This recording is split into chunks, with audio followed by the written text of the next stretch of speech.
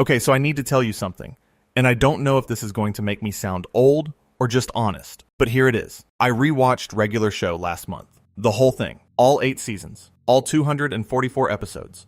From The Power, all the way through to a regular epic final battle. And somewhere around season 3, I paused the episode, sat back, and genuinely asked myself, when did this show grow up? Or did I? Because I'm telling you right now, the show I watched as a teenager is not the show I just finished as an adult. Same episodes.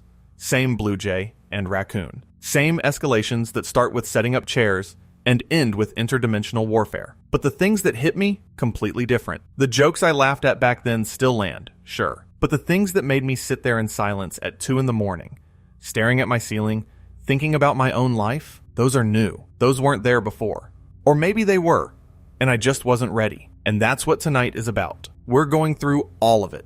The moments in Regular Show that hit completely different when you come back to them as an adult. The scenes you brushed past when you were 14 that now feel like they were written specifically for you at 25 or 30 or wherever you are right now. The character arcs that seemed simple and now feel devastating. The throwaway lines that you realize weren't throwaway at all. This is going to be a long one. I mean that. So if you're watching this late at night, if you've got your headphones in and you're lying in the dark, get comfortable. Grab your blanket. Do whatever you need to do, because we're going to be here for a while. And I genuinely think this is going to be one of those conversations that sticks with you. And if you haven't subscribed yet, it genuinely does help us keep making these for you. Every single person who hits that button makes it possible for me to sit here and spend weeks putting one of these together. I mean that, so thank you. All right, let's do this. I want to start with something that I think gets overlooked in every conversation about Regular Show. And it's the thing that makes the entire series work as well as it does. It's the premise itself, not the supernatural stuff, not the escalation formula, not even the humor. It's the fact that Mordecai and Rigby are 23 years old. That's the detail. That's the foundation. When J.G. Quintel created this show, when he pitched it to Cartoon Network, and they greenlit it for a September 6th, 2010 premiere, the single most important creative decision he made was their age. Not 18, not 16, not vaguely teenage, 23. Old enough to have graduated from something. Old enough to know better. Old enough that their situation isn't cute anymore. It's a choice.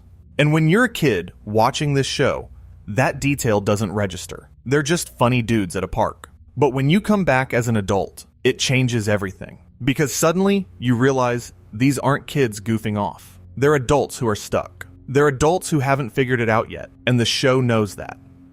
Quintel knew that from the beginning. Here's some context that I think a lot of people miss. Before Regular Show existed, before it was even a concept, J.G. Quintel was a student at the California Institute of the Arts, CalArts, and he made a short film. It was called 2 in the A.M. p.m., 7 minutes long. A dark comedy about 2 slacker friends working the graveyard shift at a convenience store on Halloween night. Mundane conversation that escalates into something surreal and supernatural. Sound familiar? That short was where the character designs for Mordecai and Benson first appeared. Quintel voiced one of the characters himself, and his CalArts classmate Sam Marine voiced the other.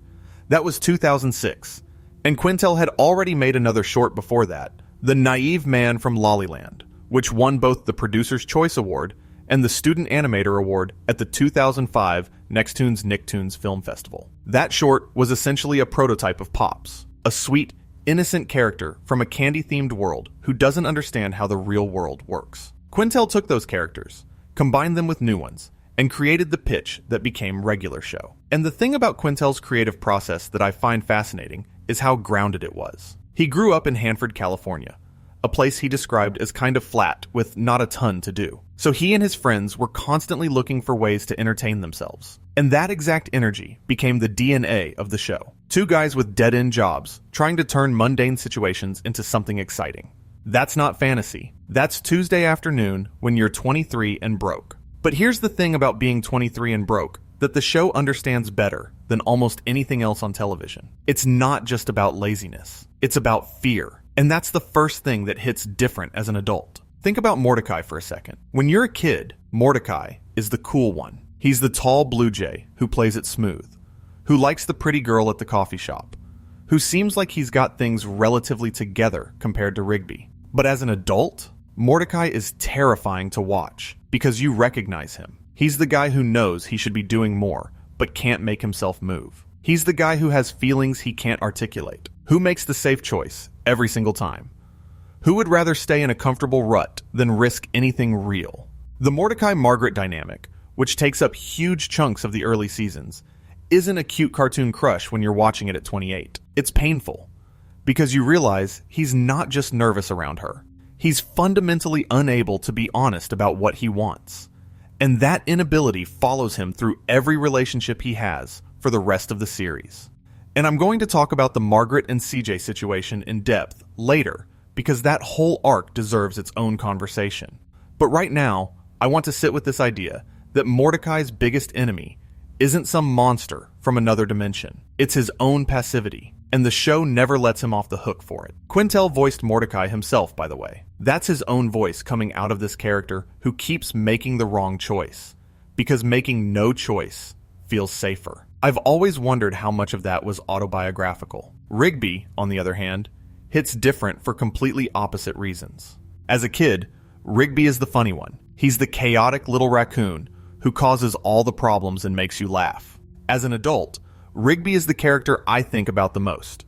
And it's because of something the show reveals in the Season 2 episode, More Smarter, which first aired on June 13th, 2011. That's the episode where we learn that Rigby is a high school dropout. And when you're a kid, that's just a funny detail. Oh, Rigby's dumb. That tracks. But as an adult, that detail reframes his entire character. Every single moment of bravado. Every joke at Mordecai's expense. Every time he acts like he doesn't care about anything. All of it is armor. Rigby dropped out of high school, and the show makes you sit with what that actually means. It means that the person he is at the start of the show, this reckless, impulsive, don't care about anything raccoon, is a defense mechanism. And I'm telling you, that realization hit me harder at 26 than any of the supernatural stuff ever could. And the show doesn't just leave it there. This is what's amazing about regular shows' long-form storytelling. That detail from Season 2 becomes the foundation for one of the most satisfying character arcs in the entire series. Season 7 features an extended storyline of Rigby going back to high school to finish his diploma. And the season finale, Rigby's Graduation Day Special, which aired on June 30th, 2016, is the culmination of that arc.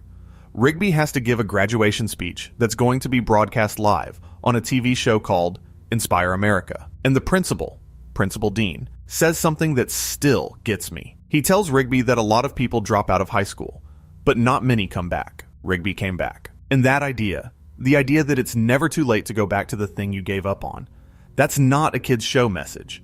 That's an adult truth that most adults still haven't internalized. Now, I want to talk about something that I think is one of the most underappreciated aspects of this show, and it's the escalation formula. Everyone talks about it. It's the show's signature. Mordecai and Rigby do something mundane. It spirals into something supernatural and insane. They barely survive. Benson yells at them. Reset! That's the pattern. And as a kid, the escalation is the point. The crazier it gets, the funnier it is.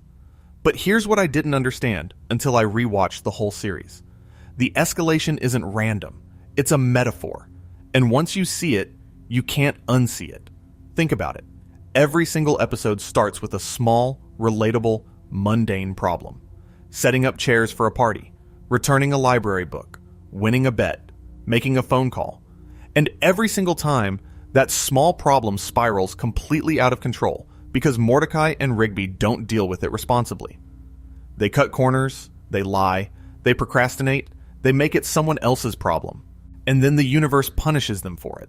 Literally. The supernatural escalation is the show's way of saying, when you avoid your responsibilities, the consequences don't go away. They get bigger. They get weirder. They get more dangerous. And by the end, you're fighting a demon, or trapped in another dimension, or the park is literally on fire. All because you didn't just set up the chairs when Benson asked you to. I mean, look at the pilot episode, The Power, which premiered on September 6th, 2010. Mordecai and Rigby find a magical keyboard that can grant wishes, and they use it to avoid doing work. By the end of the episode, they've accidentally launched themselves and a bunch of other people into space. The very first episode of the show establishes the thesis: small irresponsibilities have cosmic consequences. And I genuinely think that's one of the most adult themes any animated show has ever built its entire structure around.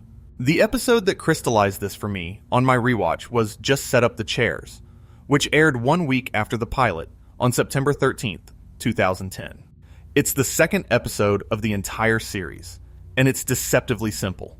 Benson asks Mordecai and Rigby to set up chairs for a kid's birthday party at the park. That's the task. Set up chairs. And they can't do it. They get distracted by an old arcade machine in the storage room.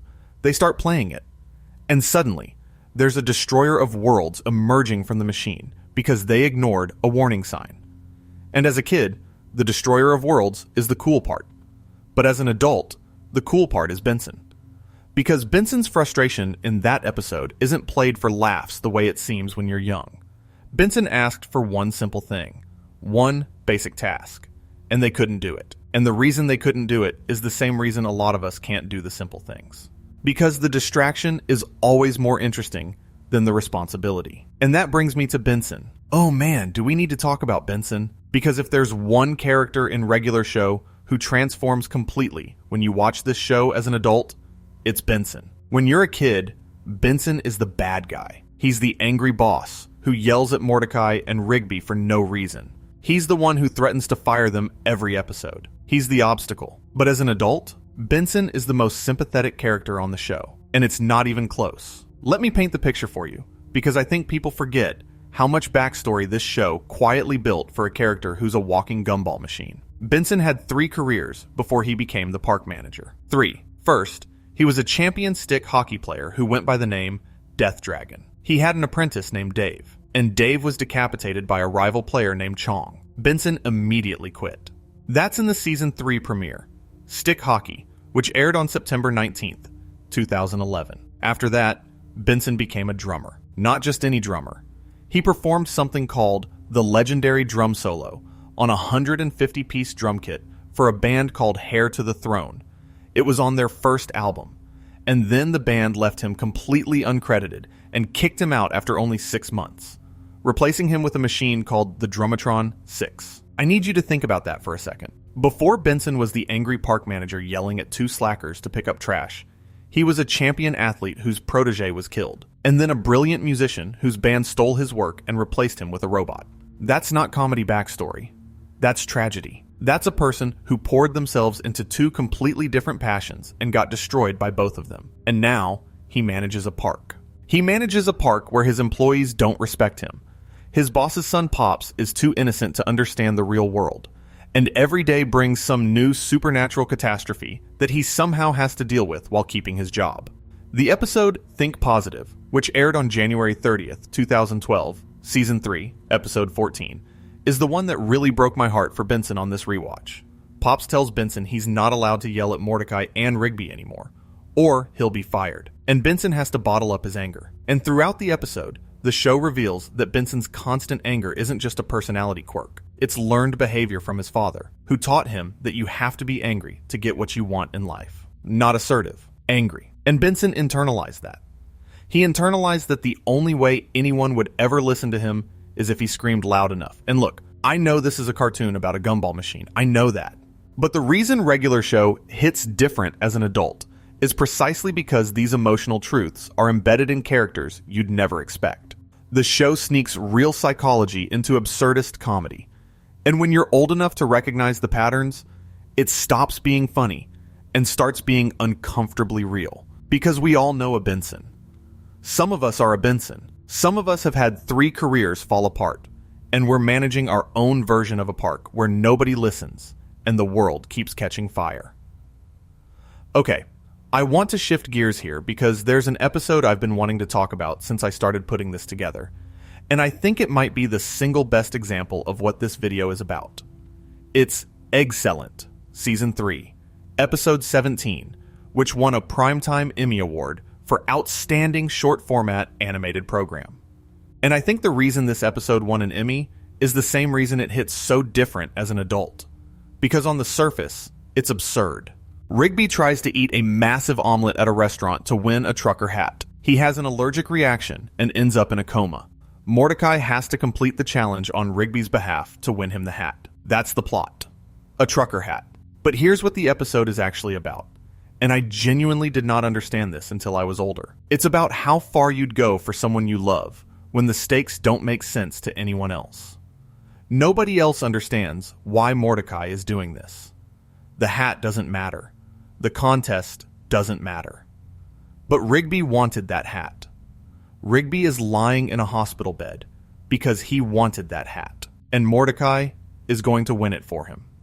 Not because it's logical. Not because the hat is important. Because Rigby is important. And the hat is important to Rigby. And sometimes, love means doing something that makes no sense to anyone except the two people involved. I've rewatched that episode probably 6 times putting this together, and it hits different every time. Because the older I get, the more I understand that the things we do for the people we care about rarely make sense from the outside. You drive an hour across town to drop off soup for a friend who has a cold. You sit through a movie you hate because your partner loves it. You eat a giant omelet to win a trucker hat because your best friend is in a coma. The scale is different, but the principle is the same. And Regular Show understood that. In 2012, on Cartoon Network. And I want to stay on this idea of friendship for a while, because I think Mordecai and Rigby's relationship is, genuinely, one of the most honest depictions of male friendship in animation. Maybe in all of television. And the reason it hits different as an adult isn't because it gets more idealized. It's because it gets more complicated. As a kid, Mordecai and Rigby are best friends. Period. They hang out, they joke around, they go on adventures. Simple. But as an adult, you start noticing the fractures. You notice that Mordecai is often embarrassed by Rigby. You notice that Rigby is deeply insecure about their dynamic, about the fact that Mordecai is taller, smarter, more socially capable. You notice episodes where they genuinely hurt each other. Not in the cartoon slapstick way, but in the real way. The kind of hurt where someone you love makes you feel small and doesn't even realize they're doing it. The episode Dawn, Season 1, Episode 10, is the earliest example of this. The park is being audited because Pops has been paying taxes with lollipops, so they need to bring in Rigby's younger brother, Don, who's an accountant. And Rigby is furious about it. Not because he doesn't like Don, because Don is everything Rigby isn't. Don is taller. Don is more successful. Don is more charismatic. And the worst part, everyone assumes Don is the older brother. Rigby has spent his entire life being overshadowed by his little brother, and you can see how that's shaped him. His bravado, his need to prove himself, his hair-trigger defensiveness, all of it traces back to this dynamic. And here's the part that gets me. The thing that elevates this from a decent cartoon episode to something genuinely moving. At the end, Don apologizes. And he tells Rigby that the reason he acts the way he does, the reason he's so outgoing and confident, is because he's been trying to be like Rigby. He looks up to his older brother. He gets the same haircut. He doesn't wear clothes, just like Rigby. And Rigby had no idea. He spent his entire life thinking his brother was outshining him, and it turns out his brother was trying to be him. I don't know about you, but that's a dynamic I've seen play out in real life more times than I can count. Two people in a relationship, whether it's brothers or friends or partners, and each one thinks the other has it figured out, and neither one does. And they're both so consumed by their own insecurity that they can't see the other person clearly. Regular Show put that in its 10th episode. 10th, on a network marketed at children. And the Dawn episode connects to something larger about the show's understanding of family that I want to acknowledge. Regular Show doesn't spend a lot of time with the characters' families, but when it does, the glimpses are loaded. Rigby and Dawn, Muscle Man and his father, Benson and his anger, inherited from his dad, Margaret and her father Frank, the helicopter pilot, Pops and Mr. Maillard, an adoptive father-son relationship where the father is distant and the son is desperate to please. Every family in Regular Show is imperfect. Every parent has disappointed their child in some way. Every child has misunderstood their parent, and the show doesn't resolve these tensions neatly. Dawn and Rigby reconnect, but the underlying insecurity doesn't vanish. Muscle Man honors his father's memory, but the lie about being a trucker hangs in the air forever. Benson learns to manage his anger, but the damage his father's philosophy did to him is permanent. And I think that's the thing about family that regular show communicates most honestly. The wounds your family gives you don't heal. They become part of your architecture. You carry them.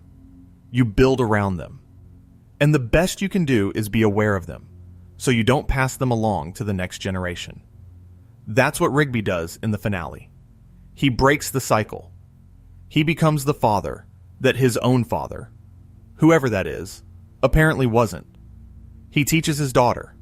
He shows up. He's present.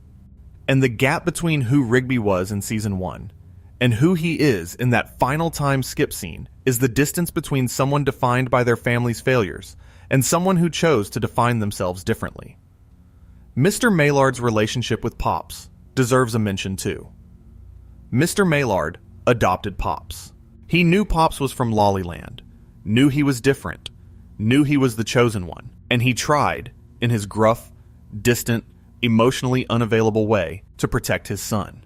Mr. Maillard isn't warm. He's not affectionate. He calls Pops by the wrong name sometimes. But when the chips are down, when the universe is at stake, Mr. Maillard supports his son. And when Pops dies, Mr. Maillard builds a statue. And then he dies too. Of old age. Of grief, maybe. The show doesn't say. That final image, the two statues side by side, father and son, both gone, is one of the most potent visual symbols in the entire series. Because it says, love doesn't have to be expressed perfectly to be real. Mr. Maillard loved Pops in the only way he knew how. And Pops loved the universe in the only way he knew how. And both of them are gone now. And both of them left something behind. Let me tell you about the moment in this show that I think is the most adult thing Cartoon Network has ever aired. And most people don't even bring it up. It's in Stake Me Amadeus, the season 4 finale, which aired on August 12th, 2013. This is the episode where Mordecai finally, after seasons of buildup, asks Margaret to be his girlfriend, and she says no. Not because she doesn't like him, not because she met someone else, but because she got accepted to her dream college. And she's leaving. She breaks down crying as she tells him, and Mordecai just stands there, and the episode ends. No resolution, no magical fix, no, but they figured it out by the end credits. She's leaving, and he's staying, and that's it. And I'm going to be honest with you, when I was younger, that ending made me angry. I wanted them to get together. I wanted the payoff. But watching it now, that ending is perfect. Because that's what actually happens. People leave. Not because they don't care about you, but because they have their own lives and their own ambitions. And sometimes those ambitions take them somewhere you can't follow. And the fact that regular show had the guts to end a season finale on that note, on a children's network, on a show about a blue jay and a raccoon, is something I still think about. And here's what makes it even more layered. The Margaret CJ Mordecai triangle that develops over the next 2 seasons is one of the messiest, most realistic relationship arcs in animation history. And it's messy precisely because the show refuses to make anyone a villain. Margaret isn't the bad guy for leaving. CJ isn't the bad guy for being hurt. And Mordecai isn't the bad guy for being confused. Even though you want to shake him sometimes. Especially in Merry Christmas Mordecai, where Margaret returns and Mordecai kisses her in front of CJ. That's not a villainous act. That's a weak, confused person making a terrible decision in a moment of overwhelming emotion. And regular show doesn't excuse it, but it also doesn't condemn him to cartoon jail for it. It just shows the consequences. CJ is furious. Mordecai is ashamed. Margaret is caught in the middle of something she didn't ask for. Sad Sacks, Season 6, Episode 11, which aired on January 8th, 2015, is the fallout episode. Mordecai is walking through the park alone, lying in piles of snow, visibly depressed. He meets a character called the Sad Sacks guy, who helps him try to win CJ back, and nothing works. He tries cheerleading. He gets hit by a bus. He puts up Christmas lights spelling out an apology, and eventually CJ visits him in the hospital and just asks, genuinely, what is going on with you and Margaret?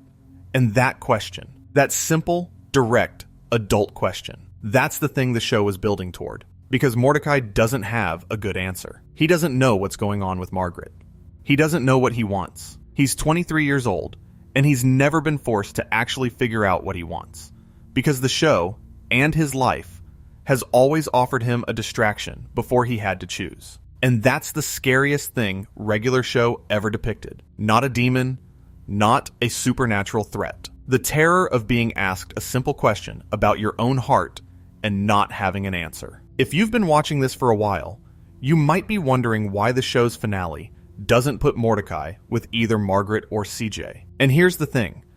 The reason that choice hits so hard as an adult is because it's the most realistic possible outcome. In Dumped at the Altar, the Season 6 finale, which aired on June 25th, 2015, the love triangle reaches its breaking point during Muscle Man and Starla's wedding. CJ confronts Margaret. Margaret admits she still has feelings for Mordecai. CJ leaves.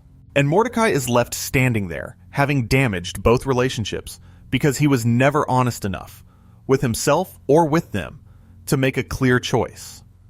And then the series finale, a regular epic final battle, does something that I think is one of the bravest creative decisions in the show's entire run.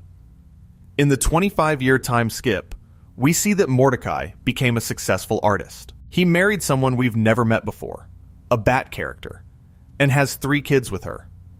He didn't end up with Margaret. He didn't end up with CJ. He ended up with someone new. Someone who came into his life after he'd finally grown enough to be ready for a real relationship. And that's not a cop-out. That's life. Most of the people who meant the world to you at 23 are not the people you spend your life with. And that's okay.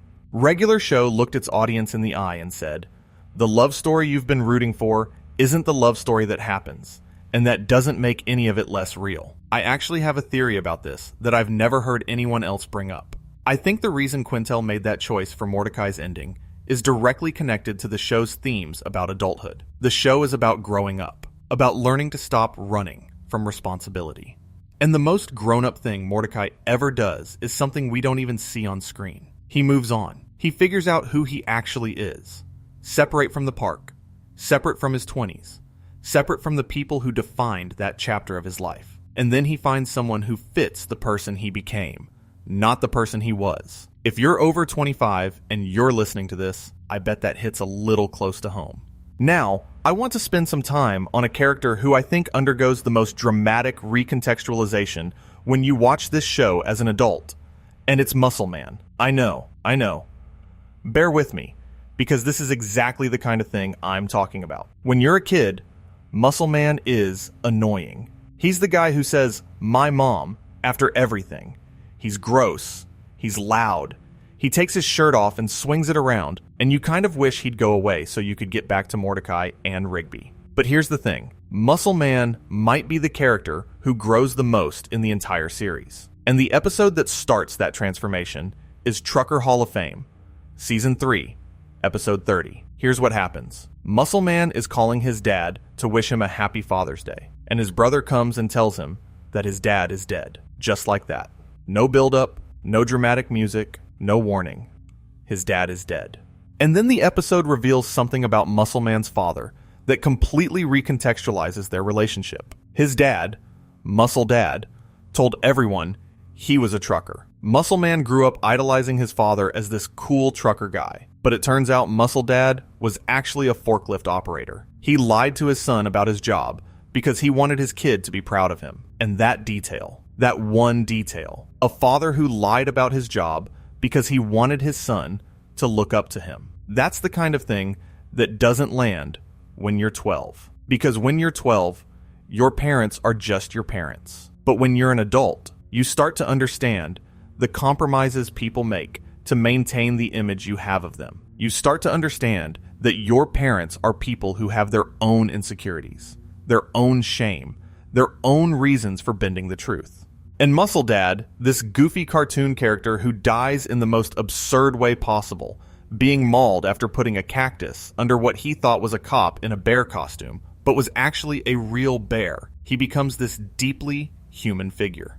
A guy who just wanted his kid to think he was cool. Muscle Man vows to take his father's ashes to the Trucker Hall of Fame, and the episode follows him on that journey. And the thing that kills me about it is how Muscle Man reacts to learning the truth. He doesn't rage.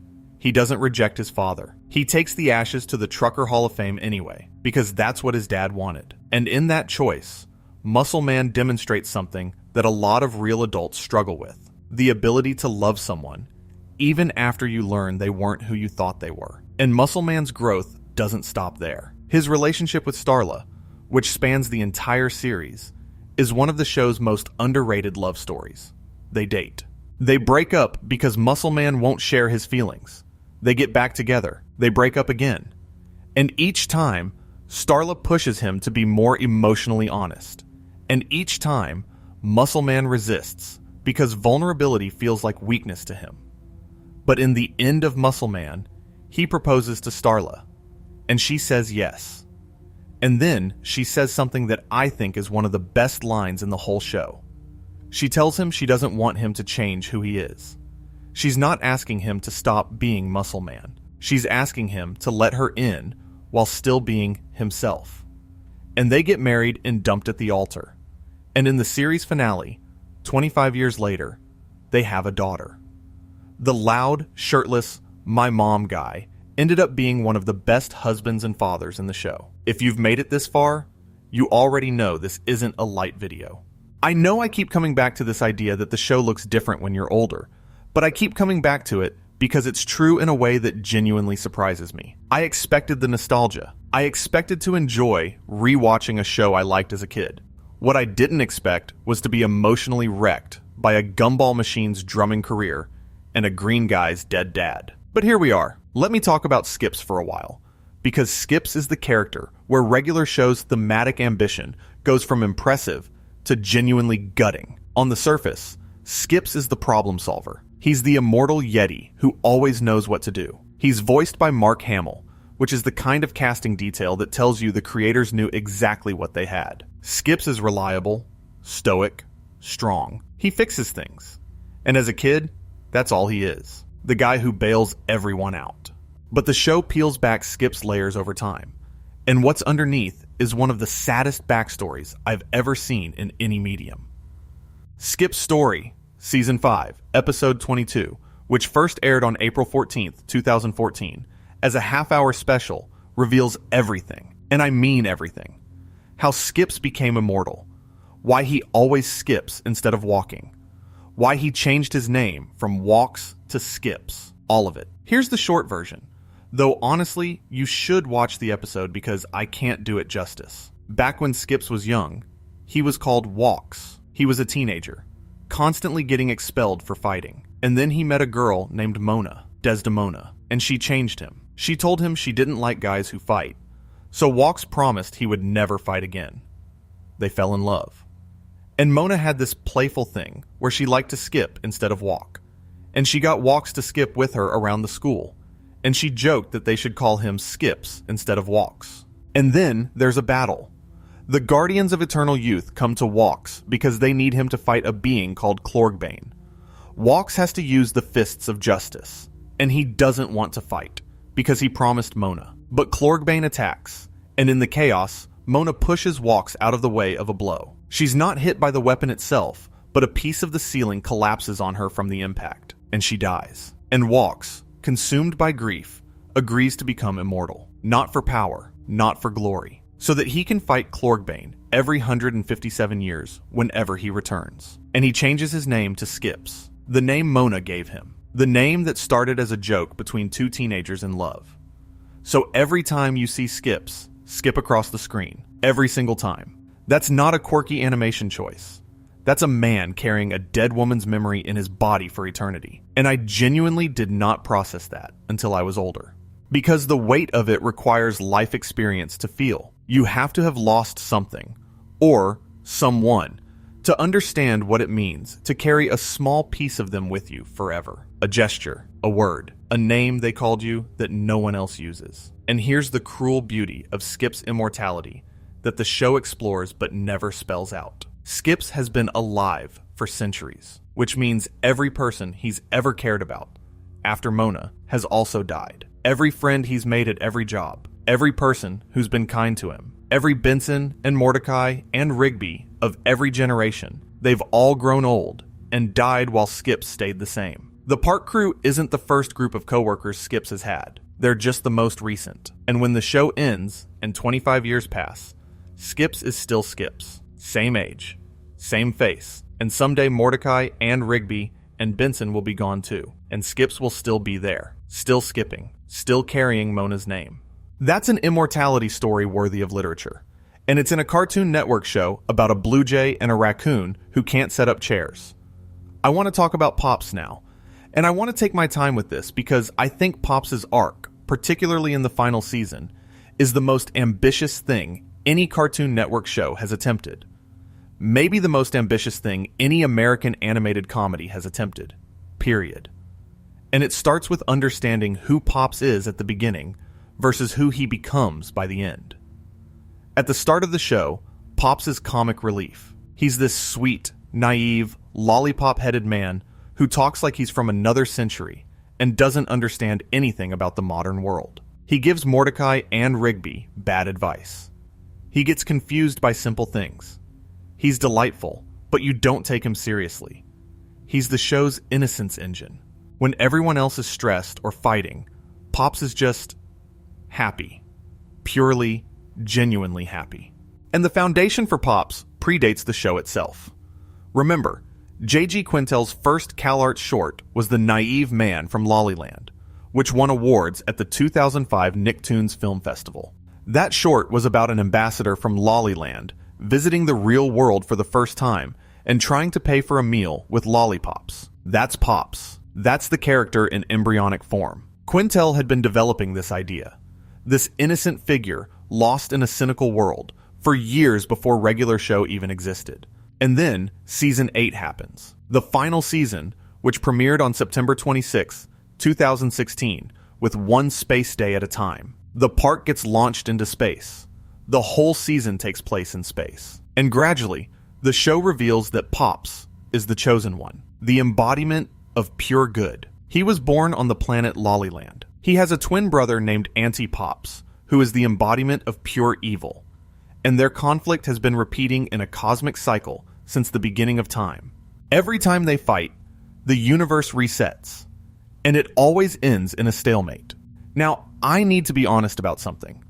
When Season 8 first aired, a lot of people thought the space setting was too far a departure from the show's roots. And I get that. Regular show worked because it was grounded. Two guys at a park. Mundane problems with insane escalations. Taking that formula and putting it in space was a risk. But here's what I think people missed, and what becomes clearer when you rewatch the whole series in sequence. The space arc isn't a departure from the show's themes. It's the ultimate expression of them. The show's escalation formula has always been about small things becoming cosmic. Chairs become apocalypses. Video games become interdimensional warfare. Phone calls become time travel. Season 8 just strips away the pretense and makes the escalation literal. The mundane world of the park expands into the actual universe, because that's where the show was always heading. Every escalation was training for this moment. Every time Mordecai and Rigby survived something impossible, they were being prepared for the biggest impossible thing of all. And at the center of it is Pops. Sweet, naive, Lollyland Pops. The character nobody took seriously. The show's comic relief. He's the most important being in the universe. And that's the twist that hits you as an adult. Because we all know a Pops. We all know someone who's so kind, so genuinely good, that the world treats them like a joke. People confuse gentleness with weakness. They confuse innocence with stupidity. And regular show spent 8 seasons letting you think Pops was the funny sweet guy in the background. And then it turned around and told you, that sweetness wasn't weakness. It was power. The most powerful force in the entire show, in the entire universe, is pure, uncompromising goodness. The finale, a regular epic final battle, which aired on January 16th, 2017, is where this comes to a head. Pops faces Anti-Pops. And everyone, the entire park crew, wants Pops to fight. They've been training him. He's gained immense strength and telepathy. But Pops doesn't want to fight. That's the whole point. In Kill 'Em With Kindness, Season 8, Episode 24, Pops refuses to approach the conflict with violence. Everyone around him doubts that kindness can stop anti-Pops. And honestly, if you're watching as a cynical adult, you doubt it too. Kindness doesn't win fights. That's not how the world works. That's naive. That's childish. But then Pops does the thing the show has been building toward for 244 episodes. He hugs his brother. He grabs Anti-Pops and flies toward the sun. Not to destroy him, to embrace him. And in that moment, Anti-Pops reconciles with Pops. The cycle breaks. Not through force, not through cleverness, not through some last-minute power-up. Through love. Through the kind of radical, impossible, ridiculous love that the cynical world tells you doesn't work. And Pops dies. Both brothers fly into the sun, and they're gone. And the park crew mourns him. They build a statue. Mr. Maillard, Pop's adoptive father, dies too, later, of old age. And the park moves on. And the show ends. I'm going to be straight with you. I cried the first time I watched that ending as an adult. Not because it was sad, although it was, but because of what it was saying. It was saying that goodness costs something. That the purest, kindest, most innocent person in the room is often the one who has to sacrifice the most, and that the world is worse for their absence, even as it's better for what they did. That's not a kid's show message. That's a message that most adults haven't made peace with. And here's the detail that kills me. The very final scene of regular show. Pops is watching. He's watching his friends on a VHS tape labeled regular show. The entire series, everything we've seen, is Pops' memory of the people he loved. The show itself is Pops' goodbye. Now, I want to sit with something for a while that I think deserves its own space in this conversation. And it's the way Season 8 recontextualizes the entire series. Because I don't think people fully appreciate what Quintel did with that final season. It's not just a finale season. It's a lens. When the park launches into space, everything changes. The setting changes. The stakes change. The tone changes. But here's what's subtle and brilliant about it. The character dynamics don't change. Mordecai and Rigby are still trying to slack off. Except now they're doing it on a space station. Benson is still trying to maintain order. Except now there are alien threats instead of supernatural escalations. Muscle Man is still being Muscle Man. High Five Ghost is still being quiet. Skips is still fixing things. The characters are the same people in a radically different environment. And that's the point. The point is that who you are doesn't change when your circumstances do. You bring yourself wherever you go. Your flaws don't stay behind when you leave the park. Your insecurities don't vanish when you enter orbit. You're still you, always. And I think the space setting serves another purpose that becomes clear when you watch it as an adult. It literalizes the feeling of your mid to late 20s. That period where everything you thought was stable starts to shift. Your friend group changes. Your job changes. Your sense of self changes. It feels like you've been launched into space. The ground you were standing on isn't there anymore, and you have to figure out who you are without the familiar landmarks. The park was Mordecai and Rigby's familiar landmark. It was the constant. No matter how wild things got, they always came back to the park, to the house, to the steps, to Benson yelling at them. And Season 8 takes that away. It forces everyone to exist without their safety net. And what you see when the safety net is gone is who these people really are underneath the routines they'd built up over 7 seasons. Mordecai becomes a leader, not a great one, not a confident one, but he steps up when people need him. And that's growth you wouldn't have seen if he still had the park to hide in. Rigby becomes reliable. In space, with real dangers and no room for shortcuts, Rigby shows up. He's still impulsive. He's still funny, but he shows up. Benson loosens up, slightly. With the park gone, with the structure he'd devoted his life to maintaining physically absent, Benson has to find new reasons to care. And he does. He cares about the people, not the place. And Pops transforms. The innocent man from Lollyland, who couldn't understand a restaurant bill, becomes the savior of the universe. And the show earns that transformation because it spent 7 seasons showing you who Pops really was underneath the naivety. He wasn't naive because he was stupid. He was naive because he was good. And goodness, in a cynical world, looks like stupidity until the moment it saves everything. There's a specific detail from the Season 8 arc that I want to highlight because I think it's one of the most underappreciated moments in the entire series. When Pops is training to face Anti-Pops, there's an episode called Pop's Favorite Planet, which actually aired back in Season 7. In that episode, Mordecai, Rigby, and Pops go camping to see Pops' favorite planet through his telescope. And the planet turns out to be Lollyland, and Pops gains telekinetic powers whenever the planet is near Earth. This episode, which aired on its own as a seemingly standalone adventure, was actually foreshadowing the entire final season. The show was planting seeds a full season before the payoff. Quintel was playing the long game, and when you go back and watch Pop's Favorite Planet, after knowing what happens in Season 8, it's a completely different experience. It's not a standalone adventure about stargazing. It's the beginning of Pops' path toward his destiny. Every moment of wonder on his face, every burst of telekinetic power, every time he stares at that planet with tears in his eyes, it all means more because you know where it's going. You know what he'll have to sacrifice. That's what I mean when I say regular show hits different as an adult. It's not just that the themes resonate more. It's that the entire architecture of the show reveals itself on rewatching. Details that seemed random become essential. Throwaway moments become foreshadowing. And the show transforms from a collection of funny episodes into a single, deliberate, 8-season story about what it means to grow up and let go. I also want to spend some time on an aspect of the show that I think gets criminally overlooked in most discussions. And it's the animation itself. Regular show has a specific visual style that's deceptively simple. The character designs are clean and geometric. Mordecai is basically a blue jay-shaped rectangle. Rigby is a round little raccoon. Benson is a gumball machine. Pops is a lollipop head on a body. These designs look like they belong in a children's book.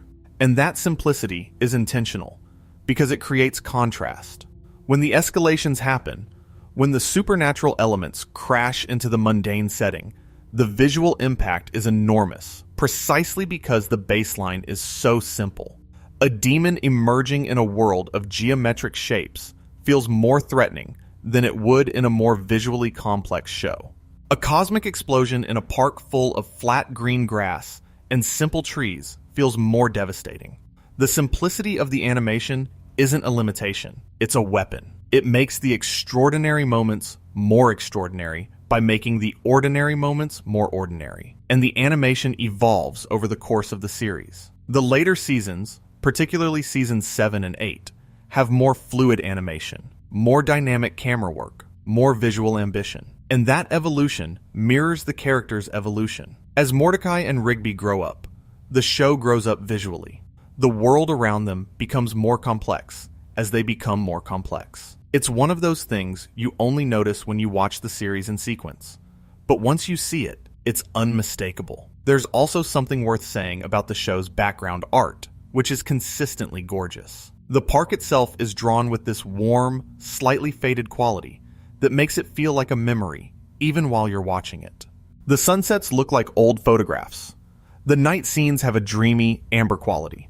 And that aesthetic choice reinforces the show's nostalgic register. You're not just watching a cartoon about a park. You're watching a cartoon that looks like a memory of a park. The visual language is telling you, from the very first frame, that this place is temporary, that you're looking at something that has already passed. Let me breathe for a second, because I've been talking about heavy stuff for a while, and I want to shift to something that I think is equally important to why this show hits different as an adult. And it's actually not about sadness at all. It's about the show's use of the 1980s as an emotional language. Because regular show doesn't reference the 80s for nostalgia points. It uses 80s aesthetics the way a musician uses a key signature. It's the emotional vocabulary of the entire show. Think about what the show draws from: VHS tapes, synthesizers, arcade cabinets, hair metal, training montages set to power ballads, laser discs. Every single one of these references evokes a specific feeling. Not the 80s themselves, but the emotional associations we have with that era. The VHS tape represents impermanence, the way media used to degrade, the way you had to rewind, and the quality got worse each time, the way things were temporary in a way they aren't anymore. The synthesizer represents possibility, that weird cosmic future sound that made everything feel bigger than it was. The training montage represents belief, the idea that you can become something better through sheer effort and a great soundtrack. Gary's synthesizer, Season 7, Episode 14, is a perfect example. Mordecai and Rigby unplug some cables from an old synthesizer and have to travel to the planet Synthos with skips to fix the damage they've caused. And the episode is drenched in synthesizer music and cosmic imagery. But beneath the sci-fi adventure, it's an episode about the power of music, about how sound connects to memory and emotion in ways that are almost supernatural. The synthesizer isn't just a plot device. It's a symbol for the way music makes us feel things we can't articulate. And the Format Wars episodes take the 80s media references to another level entirely. The Last Laserdisc Player, Season 4, Episode 30, is about Mordecai and Rigby trying to find a Laserdisc player to watch a director's cut of a cult film. And the episode introduces the Guardians of Obsolete Formats, characters who literally represent dead media: Betamax, 8-track, floppy disk, reel-to-reel, microfiche. These aren't just jokes. They're eulogies. The show is mourning the death of physical media with the same sincerity that it mourns the death of characters. And Format Wars 2, Season 6, Episode 16, continues this by introducing DVD and internet streaming as the new threats. VHS is the hero, the obsolete format, the one everyone left behind, and the episode asks you to root for it anyway, even though you know it's already lost. If that's not a metaphor for growing up, I don't know what is. We're all rooting for the VHS tape of our childhoods. We all want the thing that's been replaced to somehow win. But it can't, and the best we can do is honor it. Regular Show honors it. I want to circle back to something I mentioned earlier about the show's place in the Cartoon Network renaissance, because I think understanding the context of when this show aired helps explain why it resonates the way it does for people watching it now.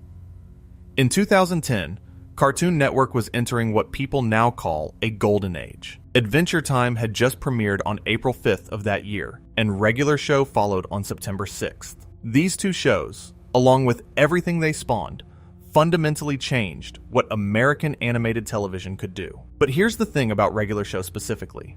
Adventure Time got the critical attention. Adventure Time was the one that got the think pieces and the cultural analysis and the deep dive video essays. And Regular Show was often positioned as Adventure Time's scrappy little brother, the stoner comedy, the random one, the one that was funny but not deep. And I think that reputation has stuck in a way that's deeply unfair, because Regular Show is, in many ways, the more emotionally grounded of the two shows. Adventure Time built vast mythologies and explored cosmic themes. Regular Show kept its feet on the ground. It stayed focused on these two guys and their jobs and their relationships and their slow, painful, hilarious crawl toward adulthood. And I think that groundedness is exactly why it hits harder as an adult. Because your life isn't a cosmic mythology. Your life is trying not to get fired and figuring out whether you're in love with the right person and calling your dad on Father's Day and learning that the image you had of him wasn't entirely accurate. Your life is Regular Show. Let me talk about the Terror Tales of the Park specials for a minute, because these are episodes that completely transform when you watch them as an adult. These were the show's annual Halloween specials, starting in Season 3, where the park crew tells scary stories in an anthology format. And as a kid, they're just fun Halloween episodes. The stories are spooky. There are monsters. It's seasonal entertainment. But here's what I noticed on my rewatch. The horror in these specials gets darker and more psychologically complex as the show goes on. The early ones are about monsters and ghosts, but the later ones start dealing with body horror, existential dread, and scenarios that are genuinely disturbing rather than just scary. And the framing device matters too, because these stories are told by the characters. The fears they express in their stories tell you what's actually bothering them. And as the show progresses and the characters mature, their fears mature too.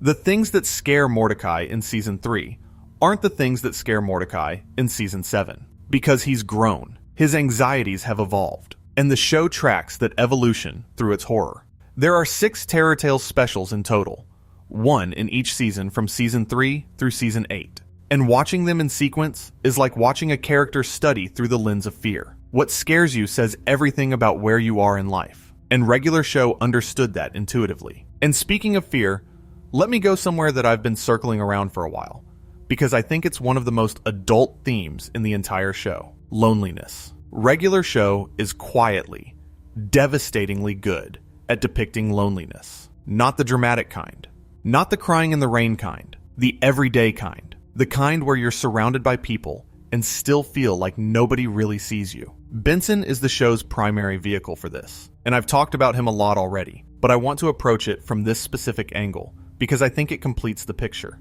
Benson lives in the park. He works in the park. His employees live in the same building. He's never physically alone, but he's emotionally isolated in a way that the show depicts with real sensitivity. There's this recurring visual throughout the series where Benson is working late in his office while everyone else is hanging out. Mordecai and Rigby are playing video games. Muscle Man and High Five Ghost are causing trouble. Pops is being delightful somewhere, and Benson is alone with his paperwork. And the show doesn't frame this as noble or admirable. It frames it as sad. The responsible person, the person who keeps everything running, is the person who misses out on the fun.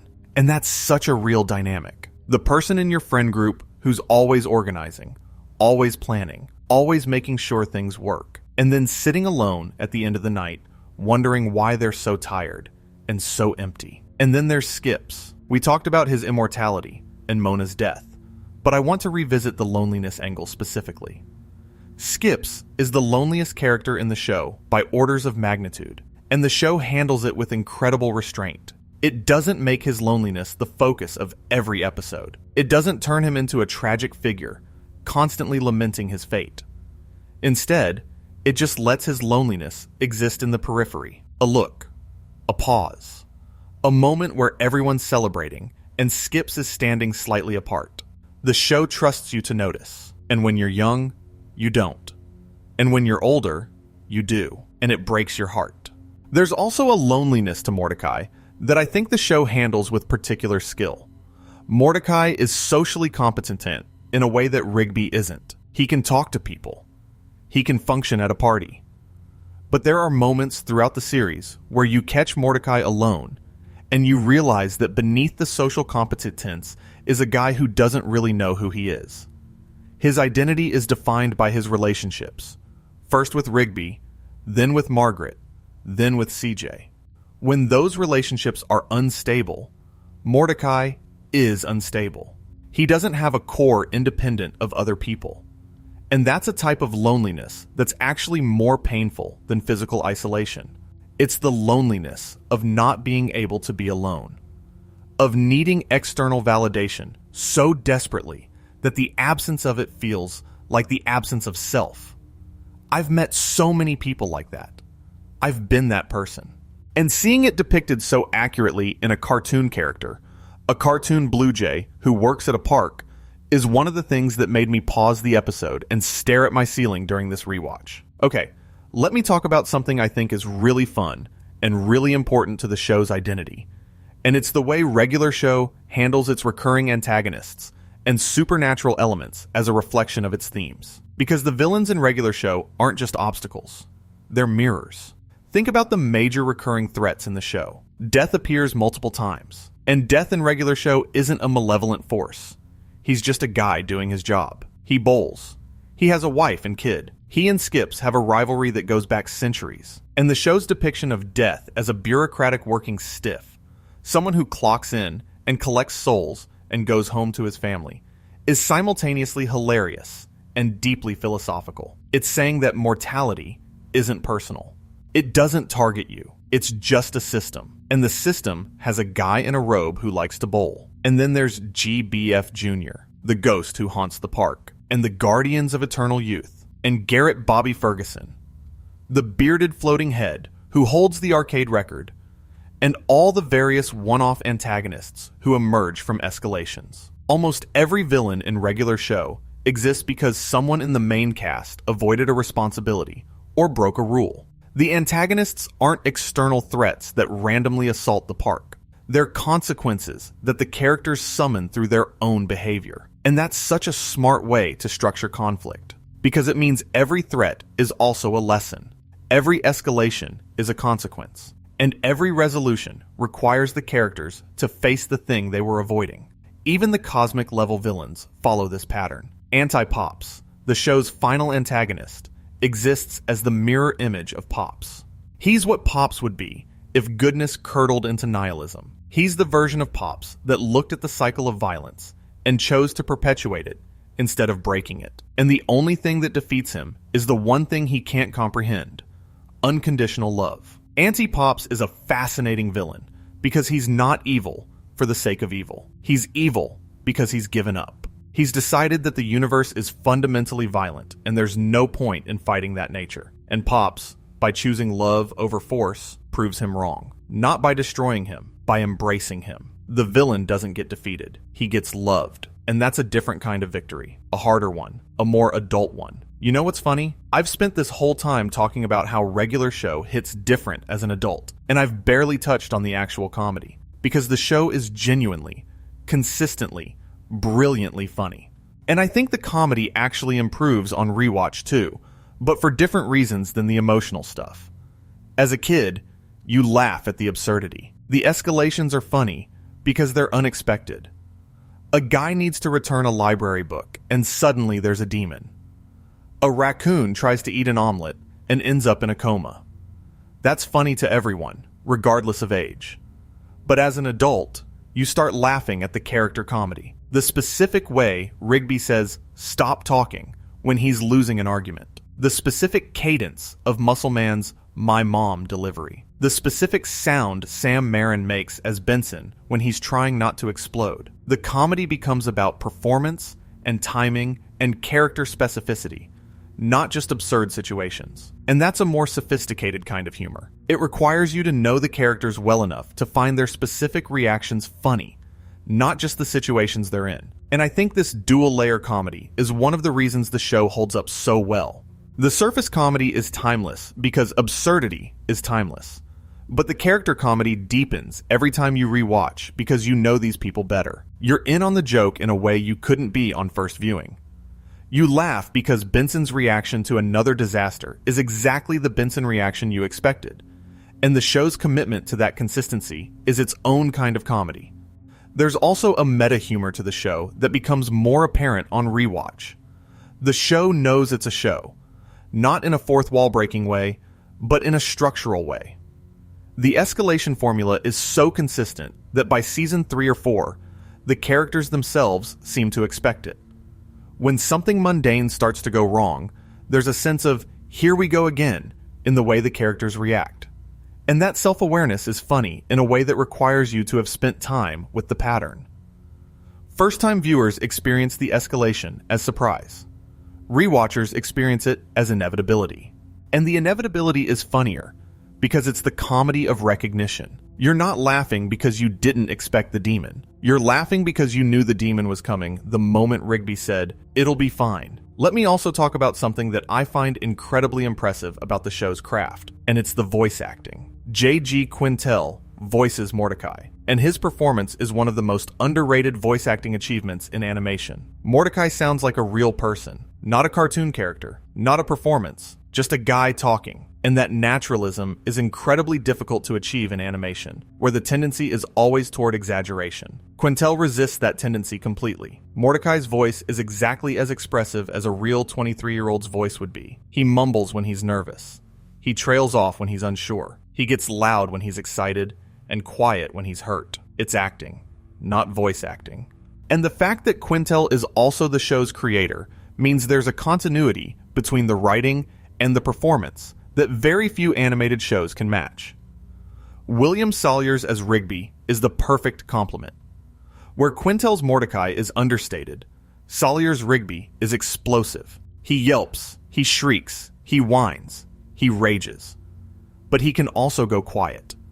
And the moments where Rigby goes quiet, where Salyers pulls back the energy and lets vulnerability come through, those are some of the most powerful moments in the show. Because you've been conditioned to expect Rigby at full volume. When he goes soft, you know something real is happening. and Sam Marin. Sam Marin voices three main characters: Benson, Pops, and Muscle Man. Three completely different people. Benson is tightly wound and angry. Pops is gentle and airy. Muscle Man is brash and loud. And Marin makes all three feel like completely distinct human beings. That's not just voice acting, that's character creation. Marin was there at CalArts with Quintel, helping with the original student films. He's been with these characters since before they were characters. And that long relationship with the material shows in every performance. These aren't voices he invented in a recording booth. These are people he's known for years. And then there's Mark Hamill as Skips. Mark Hamill, who played Luke Skywalker and voiced the Joker, lending his voice to an immortal Yeti on a Cartoon Network show. And Hamill doesn't phone it in. His Skips has weight, gravity. When Skips says something, you believe it. Not because of the words, but because of the voice. Hamill brings the authority of a lifetime of performance to a character who's lived multiple lifetimes. It's inspired casting. All right, I want to cover one more thing before I talk about Eileen. And it's something that I think connects the show's individual episode craft to its larger thematic ambitions. It's the use of silence. Regular Show is one of the few animated comedies that understands the power of silence. There are moments throughout the series where the dialogue stops, the music drops, and the show just holds on a character's face. Mordecai staring at a phone he's not calling. Benson sitting alone in his office. Skips looking at the sunset. Pops staring at a photograph. These moments are brief, sometimes only a few seconds, but they carry enormous emotional weight. Because in a show that's usually so loud, so chaotic, so packed with escalation and dialogue and music, silence is a statement. It says, this moment matters. Pay attention. Feel this. And the silences are where the show's adult themes live most comfortably. The silence after Muscle Man learns his father lied about being a trucker. The silence when Margaret tells Mordecai she's leaving for college. The silence before Pops flies into the sun. These aren't comedic pauses. They're emotional breath. They're the show making space for you to feel whatever you need to feel without telling you what that feeling should be. Animation tends to fill every second with stimulus. Color, movement, sound, dialogue. Regular Show fills most of its seconds that way too. But when it chooses to stop, when it chooses to let a moment just exist in quiet, the contrast is devastating. And that's a technique you don't appreciate until you're old enough to understand that the most important things in life are often said in silence. I need to talk about one more character before I start winding toward the end of this. And it's Eileen. Because Eileen might be the most quietly revolutionary character in the entire show. And her importance only becomes clear when you're old enough to recognize what the show is doing with her. Eileen first appears as a supporting character.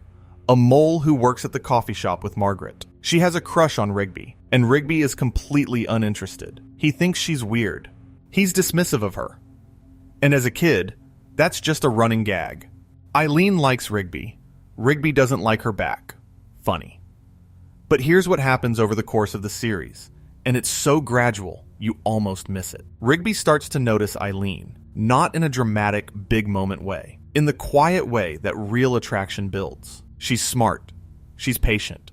She's interested in things he's never thought about, and she doesn't try to change him. She just likes him for exactly who he is, dropout and all. And Rigby, slowly, across seasons, lets his guard down around her. He stops performing. He stops trying to be cool. And by the later seasons, their relationship is one of the healthiest, most grounded dynamics in the show. And in the finale's 25-year time skip, Rigby and Eileen are married with 2 daughters. And Rigby, the high school dropout, the reckless, impulsive mess who couldn't set up chairs or eat cereal without causing a supernatural incident, has become a good husband and a good father. He teaches his daughter to play video games. He shows up. He's present. And the show doesn't make a big deal out of it. It just shows you. This is who Rigby became. Not because someone forced him to change, but because he found someone who made him want to be better, without demanding that he be someone else. And that's the lesson about love that I think Regular Show communicates more effectively than almost any show I've watched. The right relationship doesn't transform you. It reveals you.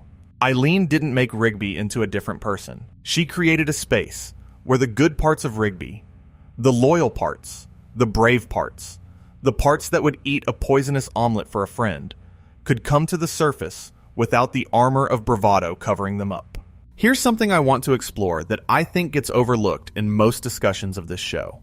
Regular Show is very comfortable with death. Not in a morbid way, in an honest way. Characters die in this show, sometimes permanently. The show doesn't shy away from the reality that people and things end. Muscle Man's dad dies. Pops dies. Mr. Maillard dies. Various villains and side characters die throughout the series run, and the show treats each death with a different emotional register depending on the context. Some deaths are funny, some are devastating, some are both simultaneously. And I think the reason this hits differently as an adult is obvious, but worth saying out loud. When you're a kid, death is abstract. It's something that happens in stories. When you're an adult, you've been to funerals. You've lost people. You know what it feels like to call someone and realize they're not going to answer. And Regular Show, in its own weird way, prepares you for that. Or at least sits with you in the feeling. The show doesn't offer easy comfort about death. It doesn't say they're in a better place, or everything happens for a reason. It says this person is gone, and the people who loved them are still here, and they have to figure out what to do next. That's all. And that honesty, that refusal to sugarcoat the most difficult human experience, is what makes Regular Show so much more than a cartoon. The over-the-top episode, Season 2, Episode 21, is a fascinating example of this. Skips accidentally kills Rigby during an arm wrestling match, and the episode's resolution requires Skips to arm wrestle Death himself to win Rigby's soul back. And yes, it's funny. Death has a comically oversized right arm from training specifically to beat Skips. The title is a reference to the 1987 Sylvester Stallone movie. It's absurd, but underneath the absurdity, the episode is exploring the weight of accidentally hurting someone you care about. Skips, the immortal, the guy who's seen everything, kills his friend's friend through a moment of uncontrolled anger, and he has to face literal death to fix it. The metaphor isn't subtle. When you hurt someone through carelessness, the cost of making it right is enormous. And sometimes you have to face the worst thing imaginable to repair the damage you've done. I've been talking for a long time now, and I want to acknowledge that, because I know some of you are settling in. Maybe you're already getting drowsy, and I want you to know that's fine. That's what this is for. But before we start heading toward the end, I want to spend some time on something that I've been thinking about for weeks while putting this together, and it's this. Why does Regular Show feel different from every other show of its era? I've thought about this a lot. Adventure Time is brilliant. Steven Universe is brilliant. Gravity Falls, Over the Garden Wall. All of the shows from that golden age of Cartoon Network and Disney animation, they're all incredible. But Regular Show occupies a unique emotional space that none of those other shows occupy. And I think it comes down to one word: mundanity. Regular Show is the only show that treats the ordinary as sacred. Every other show in its era was about special people in special circumstances.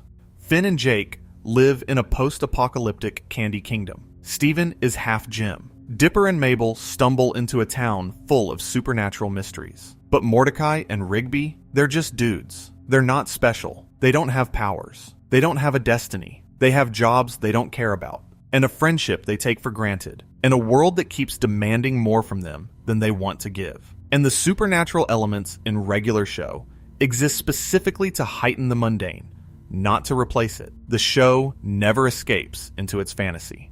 It always comes back to the park, to the job, to the chairs that need setting up. And I think that's why it resonates so deeply when you're older. Because most of us aren't living in a post-apocalyptic candy kingdom.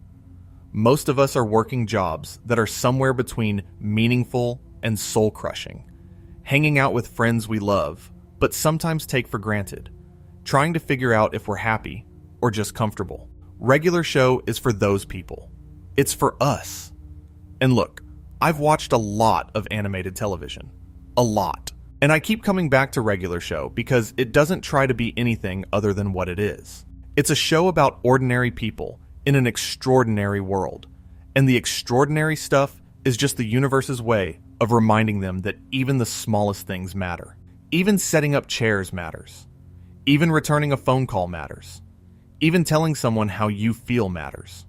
Because if you don't do those small things, the consequences grow. They always grow. That's the escalation formula. That's the whole show. I want to revisit something I touched on earlier, because I don't think I gave it enough space. And it's the idea of Rigby's growth as the emotional center of the series. I said earlier that Rigby is the character I think about the most, and I meant that. Because Rigby's arc across 8 seasons is, quietly, one of the best character arcs in television animation. Let me lay it out. Season 1, Rigby is selfish, impulsive, lazy, and fundamentally insecure. He dropped out of high school. His younger brother outshines him. His best friend is better than him at almost everything. He compensates by being loud, by causing chaos, by pretending he doesn't care about anything. That's his armor. Season 2 through 4, you start to see cracks. More Smarter reveals the dropout detail. Dawn reveals the brother dynamic. Episodes like Do Me a Solid show Rigby at his worst, exploiting Mordecai's willingness to help him. But you also see moments of genuine loyalty. Rigby shows up when it counts. Not every time. Not perfectly, but enough that you know there's something real under the bravado. Seasons 5 and 6, Rigby starts to change. His relationship with Eileen softens him. Not in a dramatic, overnight way. In the way that being consistently cared for by someone patient can slowly sand down your edges. He's still Rigby. He's still chaotic. But there's a gentleness creeping in that wasn't there before. Season 7 is where it all comes together. Rigby goes back to high school. The raccoon who dropped out, who spent years pretending he didn't care about education, who defined himself as the dumb one, goes back. And he graduates. And his graduation speech is broadcast on national television. And the show doesn't play it for comedy. It plays it straight. Rigby earned this. Every season of growth, every small moment of maturity, every time he chose to be a little bit better than he was the day before, it all led here. And then, the finale, the time skip. Rigby, 25 years later, married to Eileen, with 2 daughters, teaching his kid how to play video games. The same kid who couldn't handle losing a game of rock, paper, scissors without throwing a tantrum is now patiently teaching his child. And I'm telling you, if you don't feel something when you see that, you might need to rewatch the series from the beginning, because the weight of that image is built on 244 episodes of watching this person struggle and fail and struggle again. I think about Rigby's arc randomly at like 2 in the morning sometimes, and here's why. It's because his story isn't aspirational in the traditional sense. He doesn't become rich. He doesn't become famous. He doesn't save the world. That's Pops' job. Rigby just becomes a decent person. He just becomes someone who shows up. And that might not sound like much, but if you've ever known someone who couldn't show up, if you've ever been someone who couldn't show up, you know that becoming the person who can is the hardest thing in the world. I want to spend a little more time on the show's treatment of work and labor, because I think this is one of the areas where adult rewatching reveals the most. The park as a setting is genius. Not because it's interesting, because it's not. It's a park. It's green grass and benches and a house where the employees live. It's boring. And that's the point. Mordecai and Rigby are groundskeepers. Their job is to maintain the park. Mow lawns, set up events, clean things, take out trash. It's manual labor at a place nobody thinks about. And for most of the series, they hate it. They dodge work. They slack off. They treat every task Benson assigns as an unfair imposition on their freedom. And as a kid, you're on their side. Work is boring. Benson is a killjoy. Let them have fun. But as an adult, you start to see the park differently. Because the park is a metaphor for your life at 23. It's not glamorous. It's not what you imagined. It's just where you ended up. And the question the show asks, over and over, is, what are you going to do with where you ended up? Are you going to resent it? Are you going to half-ass it? Or are you going to find meaning in the maintenance? Because someone has to mow the lawn. Someone has to set up the chairs. And the lawn doesn't care about your dreams. I think the show's treatment of work becomes more nuanced as it goes on, too. Early episodes frame work as purely negative, as the obstacle between Mordecai and Rigby and their fun. But later seasons, particularly season 7, start to show work as something else. Rigby goes back to school, yes, But he also starts taking his job more seriously. Mordecai starts treating his responsibilities with more weight. And Benson, who has always been the avatar of work ethic, gets episodes where the show acknowledges that being the responsible one comes at a cost. That doing your job well doesn't mean your life is fulfilling. That showing up every day and managing the chaos doesn't automatically make you happy. And that tension between responsibility and fulfillment, between doing what you should and doing what you want, that's the central tension of being an adult. Regular show doesn't resolve it. It just lives inside it, episode after episode, for 8 seasons. And I think that's why it feels so honest. I want to dig into some specific episodes here that illustrate this theme in ways I didn't fully appreciate until this rewatch. Grilled Cheese Deluxe, Season 1, Episode 7, is one of the earliest episodes and one of the simplest. Mordecai and Rigby eat Benson's grilled cheese sandwich. Benson makes them buy another one. And then, because Rigby lies about it being their fault, the situation escalates into a competition about who can lie the most without getting caught. The entire episode is about dishonesty as a survival mechanism. Mordecai and Rigby don't lie because they're evil. They lie because telling the truth means accepting responsibility. And accepting responsibility means facing consequences they don't want to face. And here's the thing that struck me on the rewatch. The grilled cheese sandwich is nothing. It's a $3 sandwich. The consequence of admitting they ate it would have been Benson being annoyed for 5 minutes. But the fear of that mild consequence drives them into a spiral of deception that ends up being 100 times worse than the original transgression. And that pattern, avoiding a small uncomfortable truth and creating a massive problem as a result, is something every adult recognizes. How many relationships have been damaged because someone couldn't just say, "I'm sorry, I ate your sandwich"? How many jobs have been lost because someone couldn't admit a small mistake before it became a big one? The escalation in Grilled Cheese Deluxe isn't supernatural. It's entirely psychological. The lie is the demon. And then there's Appreciation Day, which aired in Season 2. The park holds an awards ceremony where employees receive plaques for their contributions, and Mordecai and Rigby don't receive plaques because they haven't actually contributed anything. And instead of using this as motivation to do better, they try to forge entries in the park's journal to retroactively credit themselves with accomplishments they never achieved. Okay, so again, the surface comedy is about 2 lazy guys trying to game a system, but the adult reading is much darker.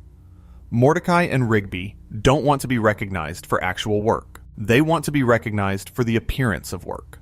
They want the plaque without the effort. They want the reward without the contribution. And that instinct, the desire for credit without labor, for recognition without substance, is something that haunts adult life. Social media is built on it. Half the professional world runs on it. Regular Show put that truth in its 2nd season and wrapped it in a joke about forged park records. There's also Wrap It Up, which features something incredible. Guest voice performances from Childish Gambino and Tyler the Creator as rappers whose words have literal magical power.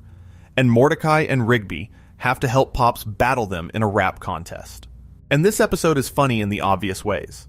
Pops trying to rap is inherently hilarious, but the deeper layer is about the power of language. The rappers can conjure reality with their words. What they say becomes real, and the show uses that to explore the idea that words have actual consequences.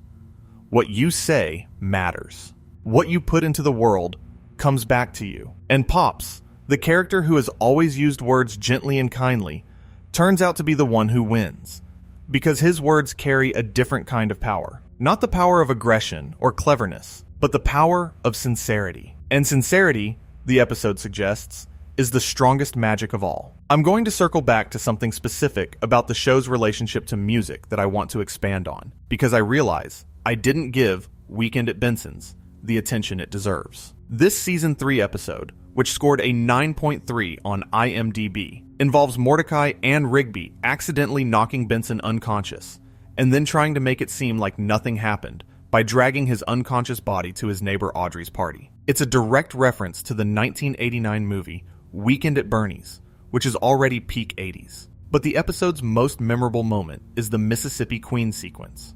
Mordecai, Rigby, and the unconscious Benson drink a concoction called Mississippi Queen, and they experience this wild hallucinogenic montage set to the 1970 mountain song of the same name. And that sequence is one of the most visually ambitious things the show ever did. The animation shifts into this psychedelic, liquid style. Colors bleed, shapes morph, the characters dissolve and reform. And underneath it all, Mississippi Queen plays, this heavy, bluesy, pounding rock song that transforms the sequence from comedy into something almost transcendent. And here's what I find interesting about that choice. The song Mississippi Queen isn't an 80s song. It's from 1970, which means the show's nostalgic vocabulary isn't limited to one decade. It draws from the entire history of American rock and pop culture. The 80s are the primary language, but the show speaks other dialects too, and that expansiveness gives it a richness that a narrower nostalgia would lack. Regular Show isn't nostalgic for a specific time period. It's nostalgic for a specific feeling. The feeling of music being revelatory. The feeling of sound changing how you see the world. And that feeling isn't confined to any decade. I want to say something about the show's depiction of friendship between Muscle Man and High Five Ghost, because I think it's another dynamic that transforms when you watch as an adult. As a kid, Muscle Man and High Five Ghost are the other pair, the secondary duo. They hang out, they high five. Muscle Man makes "my mom" jokes. High Five Ghost laughs. It's a simple friendship played for simple comedy. But as an adult, you notice something really touching about their dynamic. High Five Ghost is consistently, quietly, genuinely supportive of Muscle Man in a way that the show never makes into a joke. When Muscle Man is upset, High Five Ghost is there. When Muscle Man does something embarrassing, High Five Ghost doesn't pile on. When Muscle Man's father dies, High Five Ghost is at the funeral. He doesn't make grand gestures. He just shows up, consistently, without being asked. And that's a very specific kind of friendship that I think gets undervalued in storytelling. The friend who doesn't challenge you, or change you, or push you to be better. The friend who's just there. The steady presence. The person you can count on to sit next to you when things are bad, without needing to talk about it. High Five Ghost is that friend, and the show never makes a big deal out of it. It just lets it be. And I think the reason adults notice it more is because adults know how rare that kind of friendship is. Most people will give you advice. Most people will try to fix you. Very few people will just sit with you in the quiet and ask for nothing.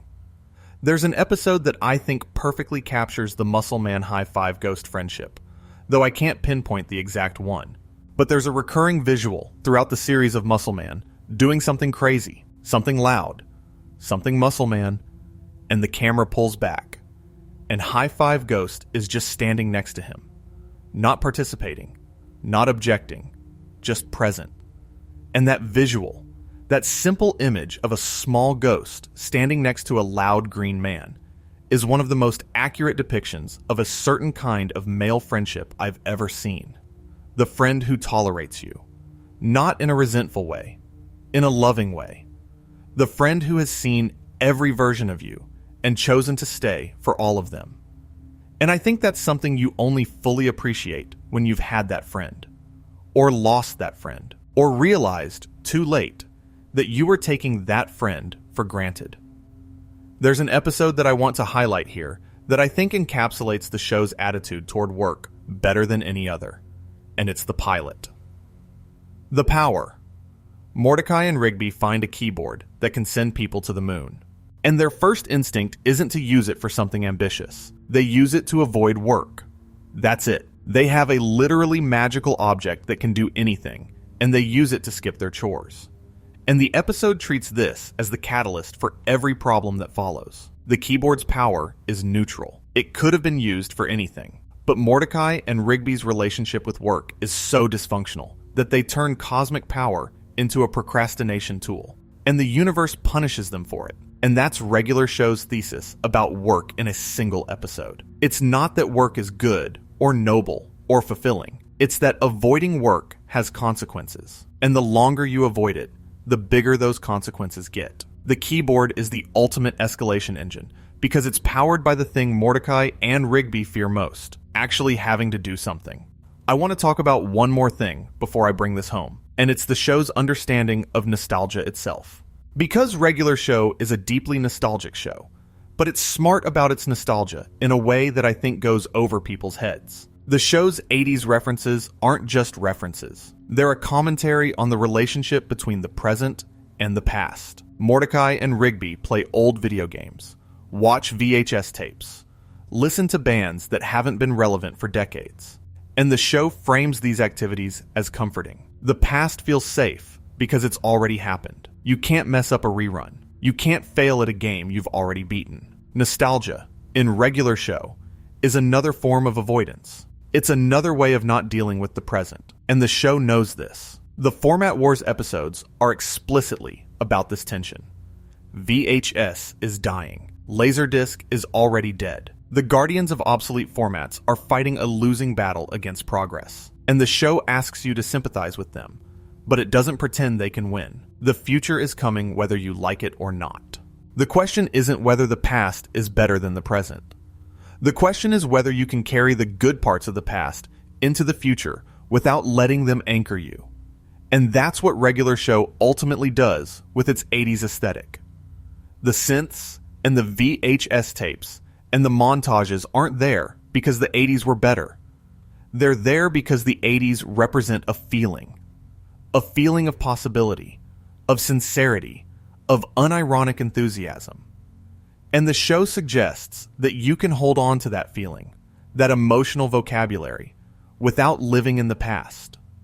You can grow up and still love the things that made you feel something when you were young. You just can't let them keep you from feeling new things. And if you're watching this late at night, I think you know exactly what I mean. Because you're here, watching a video about a cartoon you probably watched years ago. And that's not a bad thing. That's a beautiful thing. It means the show mattered to you. And you're not watching this to go back. You're watching this because the show has something new to say to you now. It grew up with you. The blue jay and the raccoon got older, and so did you. And somehow the conversation between you and the show is richer now than it ever was. Now I want to go deeper into some specific episodes and moments that rewired something in my brain on this rewatch. Because I think the best way to demonstrate what I've been saying is to just walk you through them, not as recaps, as emotional arguments. Let me start with Mordecai and the Rigbys, Season 1, Episode 12. The surface level plot is simple. Mordecai and Rigby get drunk on soda and order custom t-shirts for a fake band called Mordecai and the Rigbys. Margaret mistakes them for real musicians and invites them to perform at an open mic night. They can't play instruments. They lip sync using a recording. Halfway through the performance, Mordecai stops playing and singing, but the music keeps going. They're exposed as frauds in front of everyone. As a kid, this is a funny episode about two guys getting caught in a lie. As an adult, it's one of the most painfully relatable episodes in the entire series. Because how many of us have presented a version of ourselves to someone we were trying to impress that wasn't real? How many of us have built an entire identity around something we couldn't actually back up? And the episode doesn't just punish them for the lie. It forces them to confront the gap between who they pretend to be and who they actually are.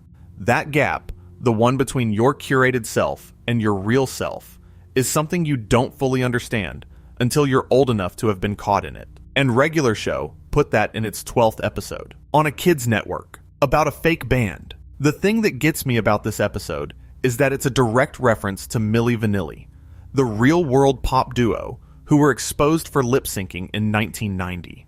Quintel was embedding actual cultural commentary into Season 1. The show was always smarter than people gave it credit for. Always. And speaking of being smarter than people give it credit for, let me talk about Butt Dial, Season 3, Episode 16. Mordecai accidentally pocket dials Margaret and leaves a voicemail where he sings a song about how hot she is and how he wants them to be together forever. The song includes lyrics about how hanging with Margaret feels so good, how he can't believe how hot she is, how his insides feel like knotted twists. And the entire episode is Mordecai and Rigby desperately trying to delete the message before Margaret hears it. Now, the obvious comedy is the embarrassment. Haha, Mordecai left a cringy voicemail. But here's what kills me about this episode as an adult. Margaret hears the message, and she doesn't think it's pathetic. She doesn't think it's creepy. She thinks it's sweet. She forgives Mordecai and sets the song as his personal ringtone. And the thing about that resolution is that it's not wish fulfillment. It's the show telling you something that takes most people years to learn. Vulnerability isn't weakness. The thing Mordecai was most afraid of, being honest about his feelings, turned out to be the thing that brought him closer to the person he cared about.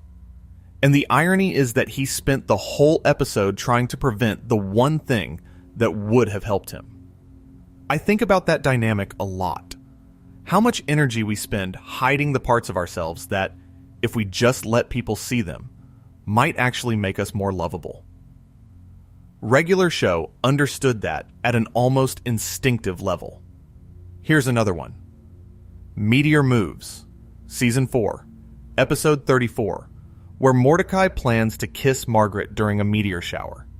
They share a romantic gaze, hold hands, almost kiss, and then the meteor shower hits. Rigby, watching from a mountaintop, starts continuously yelling "friend zone," and Mordecai and Margaret literally get trapped in the friend zone, an actual physical dimension in the show's universe. They're locked in a jail-like space labeled the friend zone. Okay, so on the surface, this is a really funny metaphor made literal, which is Regular Show's specialty. But here's what I noticed on the rewatch. The friend zone in this episode isn't a prison someone else puts you in. It's a prison you build for yourself by never making a move. Mordecai had every opportunity to kiss Margaret. She was right there. She was willing, and he hesitated. And the universe literally trapped him in the consequences of his hesitation. And look, I know the whole friend zone concept has been debated and dissected 100 different ways in real life. But what Regular Show does with it is actually kind of brilliant. It doesn't frame the friend zone as something Margaret did to Mordecai. It frames it as something Mordecai did to himself. The show is explicitly saying, if you never take the risk, you end up stuck. Not because the other person rejected you, but because you never gave them the chance to say yes. That's a pretty sophisticated take for a show on Cartoon Network in 2013. Now, I mentioned earlier that the Mordecai-Margaret dynamic spans multiple seasons and eventually evolves into a love triangle with CJ. But I want to go deeper into Bad Kiss, the Season 3 finale, which aired on September 3rd, 2012, because I think it's a turning point for the show and for Mordecai's character specifically. In Bad Kiss, Mordecai and Margaret finally kiss. After seasons of buildup, after all the near misses and awkward moments and unspoken feelings, they kiss. And it's terrible. Not emotionally terrible. Physically terrible. Mordecai had eaten a chili dog before the date and his breath is awful, and Margaret pushes him away. And Mordecai, instead of accepting this minor embarrassment and trying again, decides to use time travel to redo the kiss. He'd rather break the laws of physics than sit with an imperfect moment. And that's the thing about Mordecai, that the show keeps hammering home, and that you only fully appreciate as an adult. Mordecai doesn't want a real relationship. He wants a perfect one. He wants the movie version, the montage version, the version where everything goes right the first time, and nobody has bad breath. And that desire for perfection, that inability to accept the messy, imperfect reality of actually being with another person, is what sabotages every relationship he has. Not his bad breath, not his timing, his unwillingness to let things be imperfect. I don't know about you, but I know people like that. I've been people like that. The person who'd rather redo the moment than live in the one they got. And this connects to something broader about Mordecai that the show explores across multiple seasons, which is his relationship with failure. Mordecai cannot handle failure. Not in the comedic way Rigby can't handle failure, where he throws a tantrum and moves on. Mordecai internalizes failure. He carries it. A bad kiss becomes an existential crisis. An awkward interaction with Margaret ruins his entire week. Getting embarrassed at a party makes him question his worth as a person. And the show tracks this pattern with remarkable consistency. In its time, Season 2, Mordecai gets so jealous of Rigby flirting with Margaret that he, and I need you to really sit with this, he pushes Rigby off a building. In a cartoon context, this is played for dark comedy, but the emotional truth underneath it is disturbing. Mordecai's jealousy and insecurity are so overwhelming that they override his loyalty to his best friend. He would rather hurt the person closest to him than feel the pain of watching someone else succeed where he's failed. And the show doesn't excuse this. It doesn't hand-wave it as cartoon logic. The episode acknowledges that what Mordecai did was wrong, that jealousy can make you into someone you don't recognize, and that the people you hurt while you're spiraling are not collateral damage. They're victims. That episode, as a kid, is just a wild escalation. As an adult, it's a warning. Jealousy, unchecked, doesn't just make you unhappy, it makes you dangerous. And Regular Show put that truth in its second season without blinking. There's another dimension to the show's treatment of romantic relationships that I want to explore, and it's the idea that love isn't enough. That's not a message you expect from a kid's show. Usually the message is, if you love someone enough, it'll work out. But Regular Show says something much more honest. It says, love is real, but love without maturity, without self-awareness, without the willingness to be uncomfortable, is not enough to sustain a relationship. Mordecai loves Margaret. Genuinely. The show never questions that. But his love isn't enough because he's not ready. He's not emotionally mature enough to be in a relationship. He can't be honest. He can't be vulnerable without falling apart. He can't handle imperfection. And Margaret, to her credit, recognizes this. When she leaves for college in Stake Me Amadeus, she's not rejecting Mordecai. She's choosing herself. She's saying, I care about you, but I have my own life and my own ambitions, and I'm not going to shrink them to fit into your unfinished emotional world. And CJ, when she comes into the picture, experiences the same fundamental problem. Mordecai hasn't grown enough between Margaret and CJ. He's still passive. He's still avoiding. He's still hoping that the right person will fix the broken parts of him that he refuses to fix himself. And CJ, who is more direct and more emotionally honest than Margaret, calls him on it. And the whole thing collapses. Not because CJ is too demanding, not because Margaret is in the way, because Mordecai hasn't done the work. And here's why that hits so hard as an adult. Because almost everyone has been in a version of this situation. You've been the Mordecai, loving someone but not being capable of loving them well. Or you've been the Margaret, having to walk away from someone who cared about you because you had to take care of yourself first.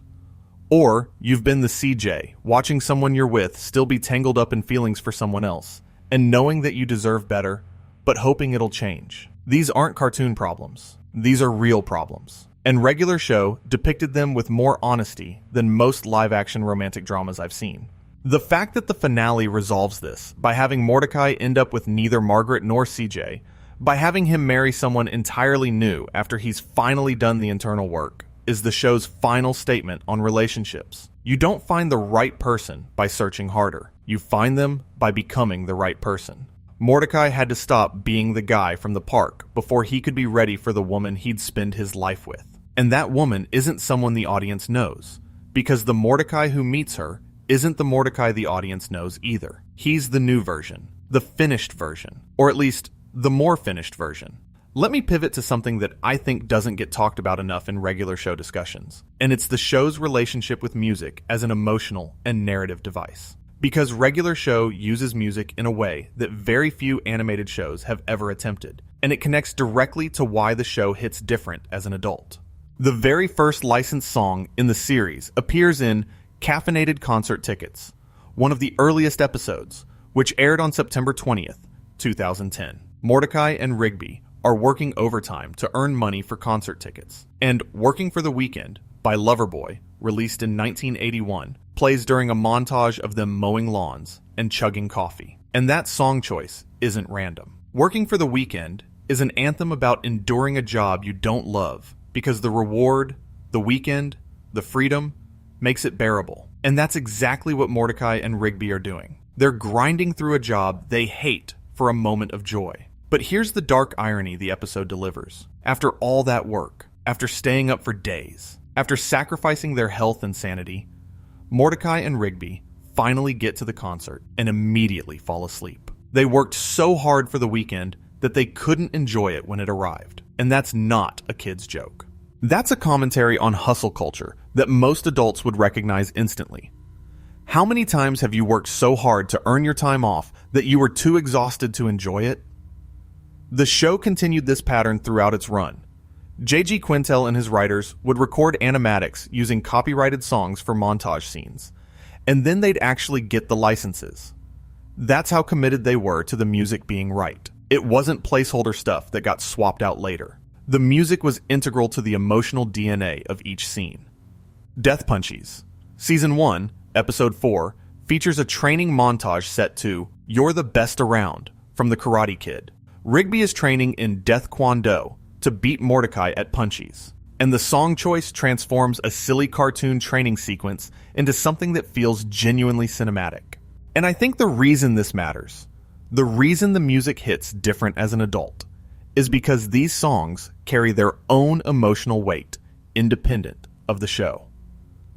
You're the Best Around wasn't just a random choice. It's a song that an entire generation associates with the feeling of trying to become something better than you are.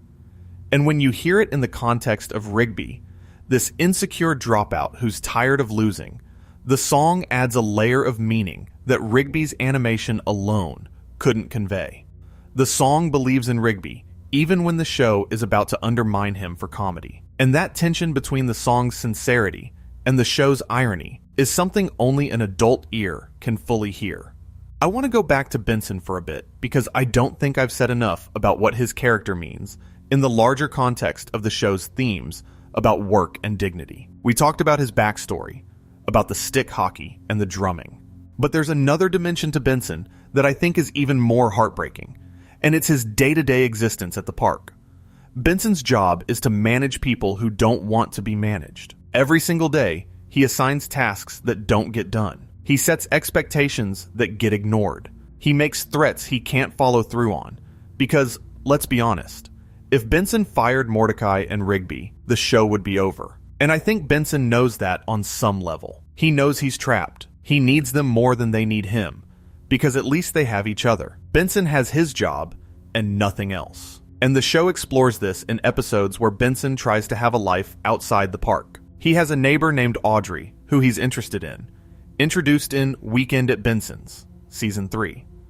But his attempts at romance are constantly undercut by the chaos of his job. He can't separate his identity from his work because his work is all-consuming. And that's something that hits like a freight train when you're an adult with a demanding job. The realization that you've become your role, that the thing you do has eaten the person you are. Benson isn't just a park manager. He's a cautionary tale about what happens when you let your job become your personality. And the saddest part, Benson is good at his job. He's actually really good at it. The park functions because of him. The events get planned because of him. The supernatural crises get managed because of him. But nobody notices. Nobody says thank you. His competence is invisible because competence in the real world is invisible. The only time people notice you're doing a good job is when you stop doing it. Here's something that I think ties Benson's character to the show's larger thesis about adulthood. Early in the series, Benson is the antagonist from Mordecai and Rigby's perspective. He's the enemy, the killjoy, the authority figure who stands between them and fun. But as the show progresses, something shifts. Mordecai and Rigby start to understand Benson, not agree with him, understand him. They start to see that his anger comes from exhaustion, that his threats come from desperation, that his rigid insistence on rules comes from a genuine desire to keep the park and everyone in it safe. And that shift from seeing your boss as an enemy to seeing them as a person is one of the most adult things regular show ever does, because it requires empathy. And empathy for the person who has power over you is one of the hardest kinds of empathy to develop. Now, here's a thread I want to pull on that I think is going to take us somewhere interesting. Let me talk about the Baby Ducks. Yes, the Baby Ducks. Because the Baby Ducks episodes are, quietly, one of the most emotionally rich recurring storylines in the entire series. And nobody talks about them this way.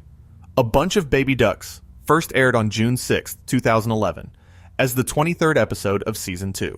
Mordecai and Rigby are cleaning out the park fountain. They find baby ducks living in it. The ducks imprint on them and start imitating their behavior. Mordecai and Rigby try to get rid of the ducks, and eventually the ducks combine into a giant anthropomorphic duck warrior to defeat a villain. It's ridiculous. It's hilarious. It's one of the most loved episodes of the show. But here's what I want you to think about. The baby ducks learn by watching Mordecai and Rigby. They imitate everything. And Mordecai and Rigby, who can barely take care of themselves, suddenly have tiny creatures depending on them, looking up to them, copying their behavior. And the episode forces Mordecai and Rigby to confront the fact that their actions have consequences beyond themselves, that someone is watching, that someone is learning from what they do. And when the ducks are in danger, Mordecai and Rigby don't run. They protect them. That's parenthood. That's the show depicting the most basic, fundamental aspect of parenthood in its second season.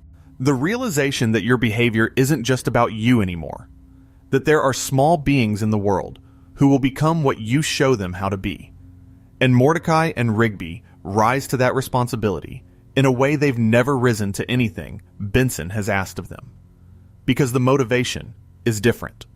You can ignore your boss. You can't ignore something that needs you. And the show brings the ducks back.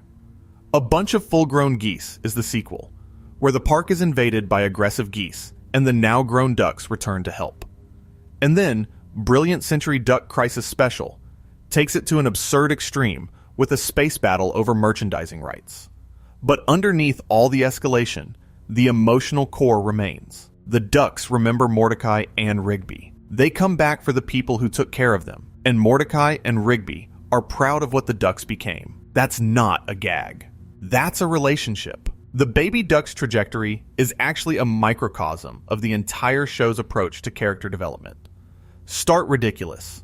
Let people laugh. Then, when they're not looking, add a layer of genuine emotion, and another, until the thing that started as a joke is carrying real weight, and the audience doesn't even realize how invested they are until it's too late.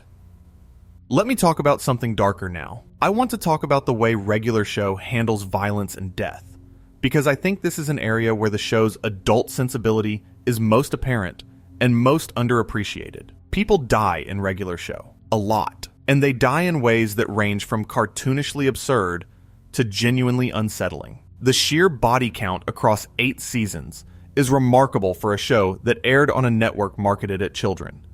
But the show is careful about how it deploys death.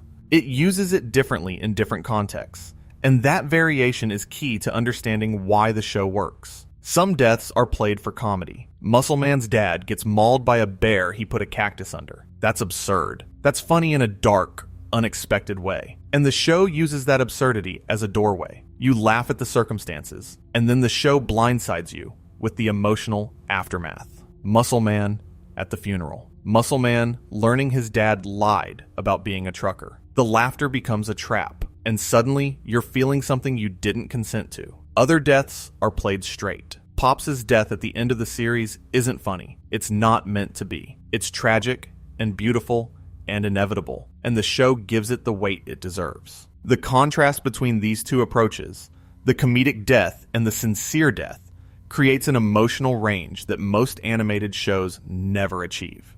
Regular show can make you laugh at death and cry at death in the same series, sometimes in the same episode, and both reactions feel authentic. And then there's the most disturbing category, the deaths that exist in the periphery of the show's reality, without being directly addressed. The villains who get destroyed and are never mentioned again. The background characters who get caught in the crossfire of escalations. The implied casualties of the supernatural disasters that regularly befell the park.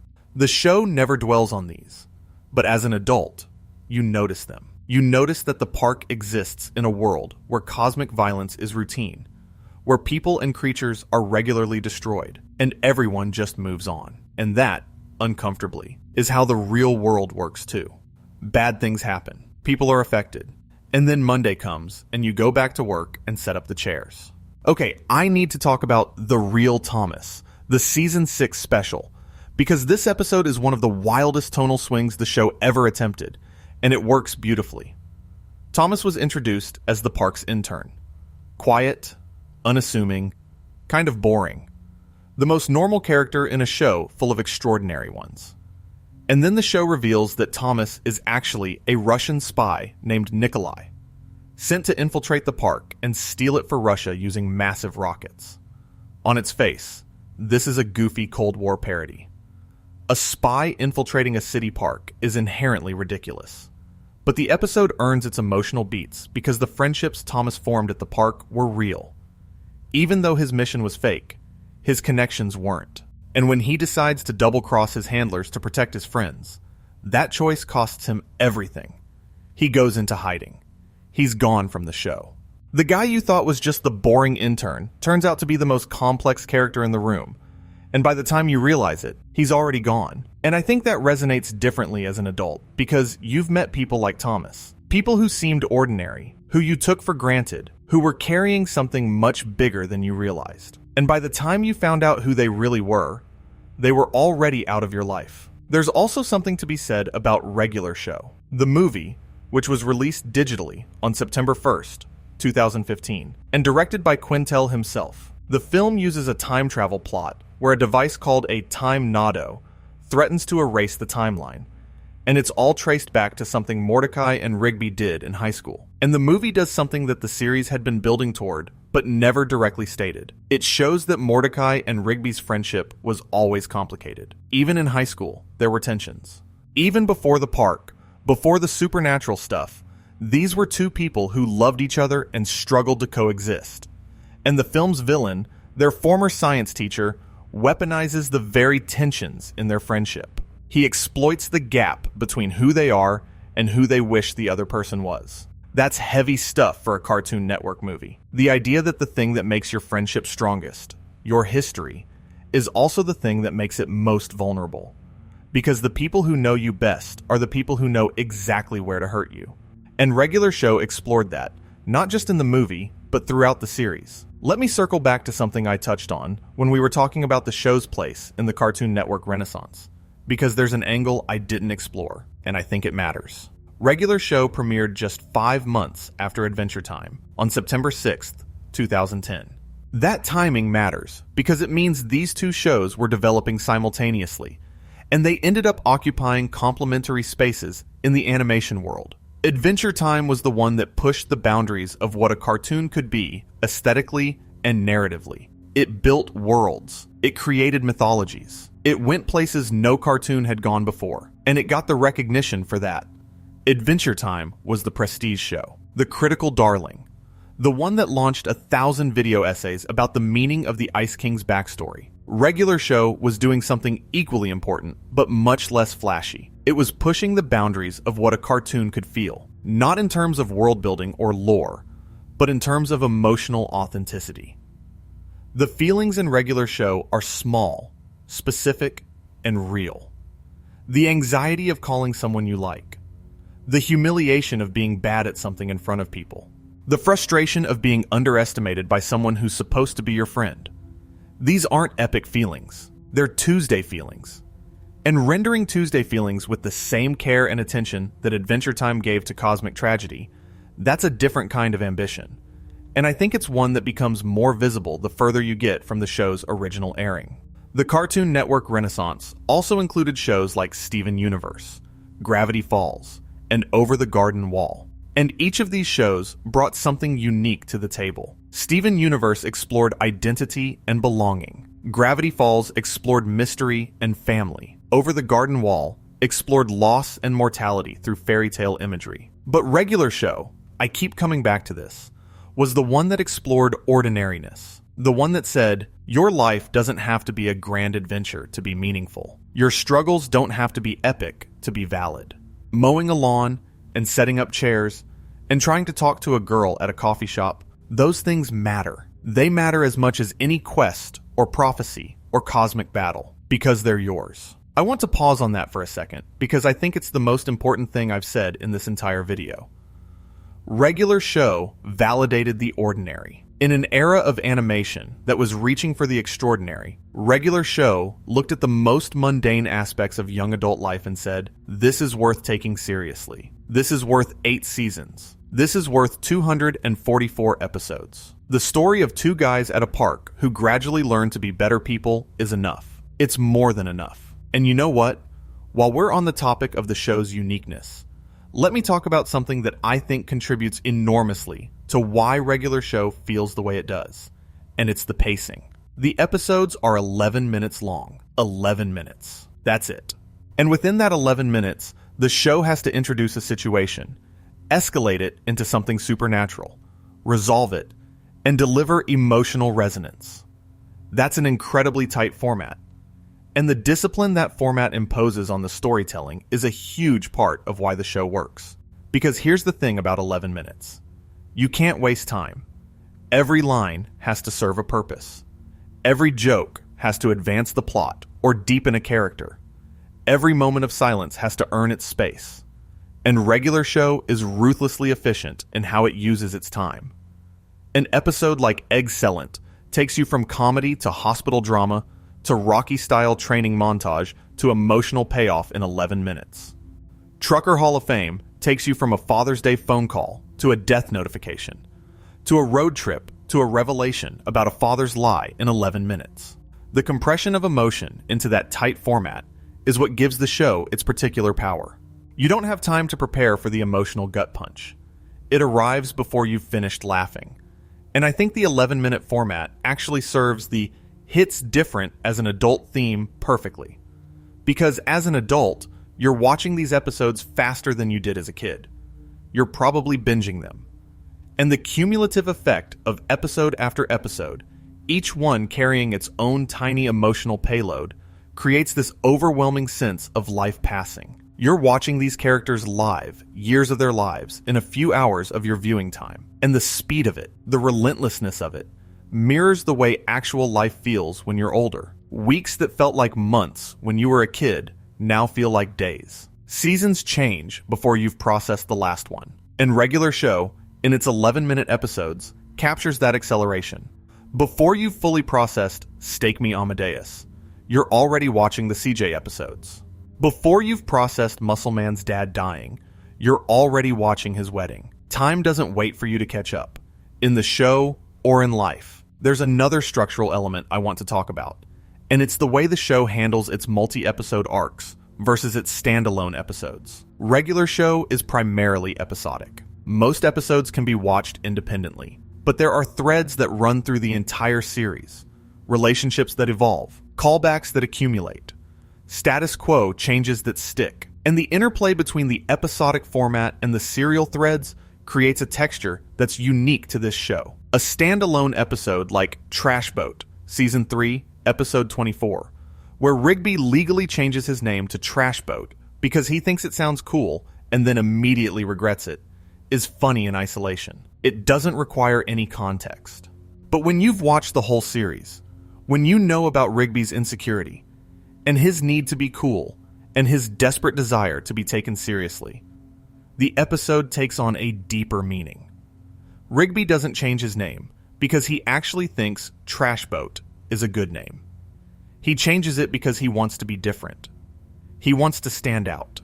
He wants to be someone other than the short raccoon dropout who everyone underestimates. And the episode's resolution, where the name brings him nothing but mockery, is a gentle way of saying, you don't need to be someone else. The problem isn't your name. The problem is that you think your name is the problem. And that kind of layered reading, where standalone episodes gain depth from serial context, is something that exclusively rewards adult rewatchers. A kid watching Trash Boat for the first time gets a funny episode about a dumb name. An adult rewatching Trash Boat, after seeing Rigby's entire arc, gets a character study about identity and self-acceptance. Same episode, different audience, different meaning. The same thing happens with Benson episodes. Stick Hockey, taken alone, is about Benson having a cool past as a stick hockey champion. Taken in the context of his entire arc, his failed music career, his thankless management job, his inability to connect with anyone outside of work. It's about a man who peaked young and has been declining ever since. It's about the gap between who you were and who you are. And that gap, which is invisible to children who haven't lived long enough to have one, is the defining experience of adult life. I want to mention something about Close Enough, J.G. Quintel's follow-up series, because I think it illuminates something about regular show in retrospect. Close Enough ran on HBO Max for 3 seasons before being canceled, and it was essentially regular show for adults. It followed a married couple in their 30s dealing with the chaos of parenthood and aging, with the same escalation formula and the same blend of mundane and supernatural. And here's what's interesting. Close Enough was good. It was funny. It had the same DNA as regular show. but it didn't hit the same way. And I think the reason is that Regular Show was already an adult show. It was already doing what Close Enough was explicitly trying to do. It was just doing it under the cover of a children's network. The constraints of Cartoon Network, the need to wrap mature themes in colorful animation and 11-minute formats, forced Regular Show to be subtle in ways that Close Enough didn't have to be. And that subtlety is what makes Regular Show special. The adult themes aren't on the surface. They're underneath, waiting for you to be old enough to find them. Close Enough put them right on top, and something was lost in the directness. Which brings me back to why rewatching Regular Show as an adult feels different from watching any explicitly adult show.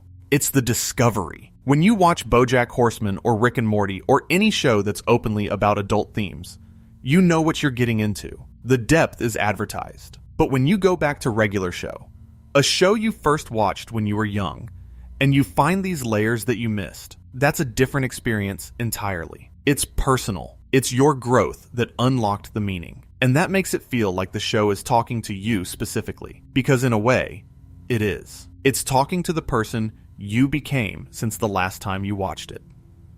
Let me shift to something specific that I think demonstrates the show's emotional sophistication in a way that might surprise you. I want to talk about High Five Ghost.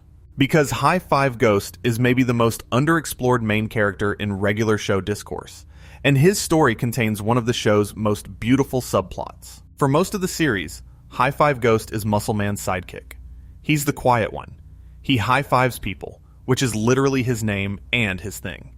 He doesn't get a lot of dialogue.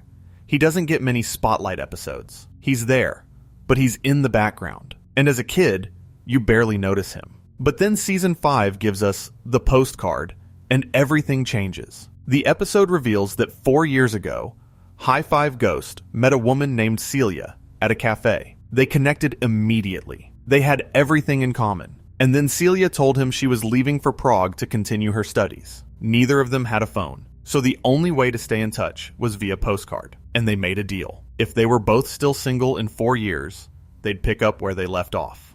4 years pass. Celia sends a postcard. High Five. Ghost can't read her handwriting. He goes through this whole quest to decipher it. And then, after giving up, he walks into the same cafe where they first met, and she's there. They hold hands, and they're together. Look, I know that sounds simple, but the execution of this story, the quiet patience of it, the 4-year gap that happens off-screen, the faith that two people maintained in each other across distance and time and silence, that's one of the most genuinely romantic things I've ever seen in animation. And it's given to High Five Ghost, the background character, the sidekick, the guy nobody pays attention to. And here's the thing that makes this hit different as an adult. When you're young, romance is dramatic. It's big gestures and first kisses and will they won't they tension. When you're an adult, you realize that the most romantic thing in the world is patience, waiting, keeping faith, showing up at the cafe 4 years later. High Five Ghost and Celia's love story is the anti-Mordecai. While Mordecai is tangled up in dramatic love triangles and grand gestures gone wrong, High Five Ghost is just waiting, quietly, faithfully, and he ends up happier than any of them. In the finale's time skip, High Five Ghost and Celia are married. They have a son, and they're famous DJs touring in Prague. The quiet ghost who nobody noticed became the one with the coolest life. And I love that Regular Show did that. I love that it gave its most overlooked character the happiest ending. Let me go somewhere I've been wanting to go for a while now, and it's a deeper exploration of what I think is the show's single most important thematic idea. It's not growing up. It's not friendship. It's not even responsibility. It's the gap between intention and action. Every main character in Regular Show lives in that gap.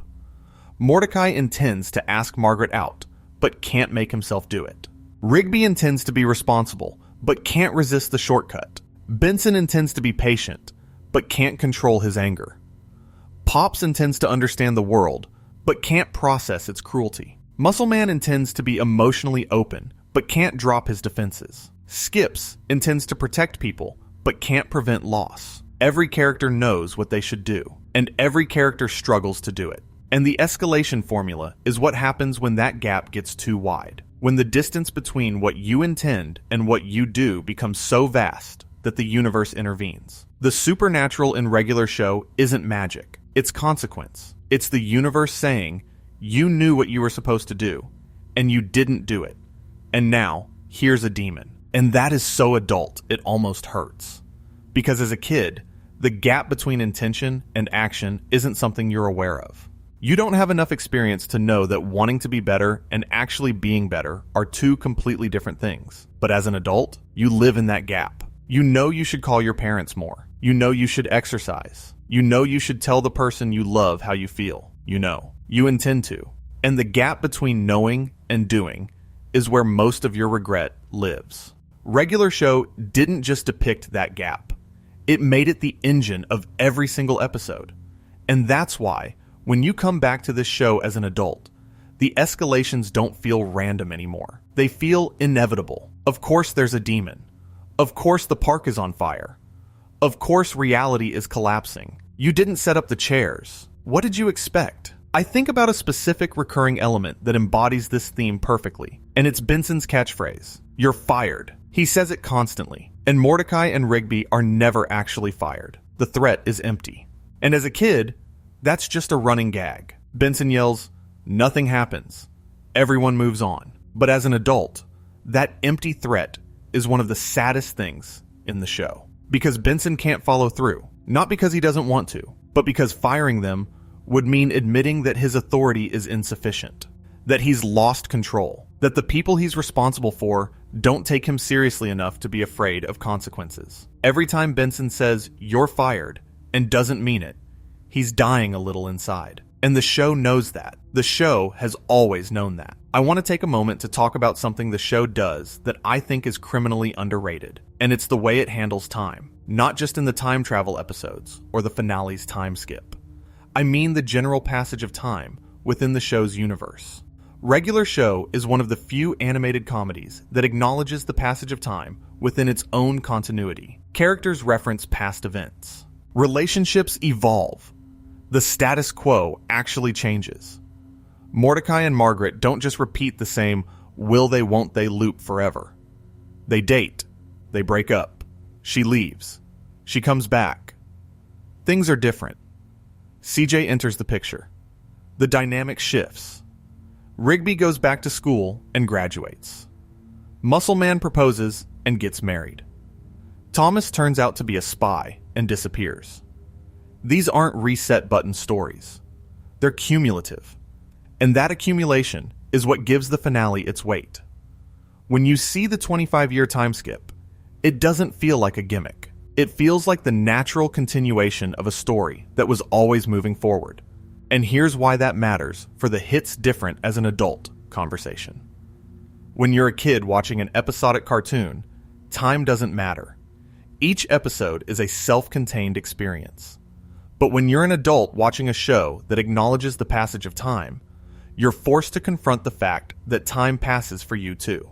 The characters are getting older. The situations are changing. And you can't go back. You can't rewind the VHS. The format has moved on, and so have you. And there's something profoundly melancholy about a show that makes you feel that, even as it makes you laugh.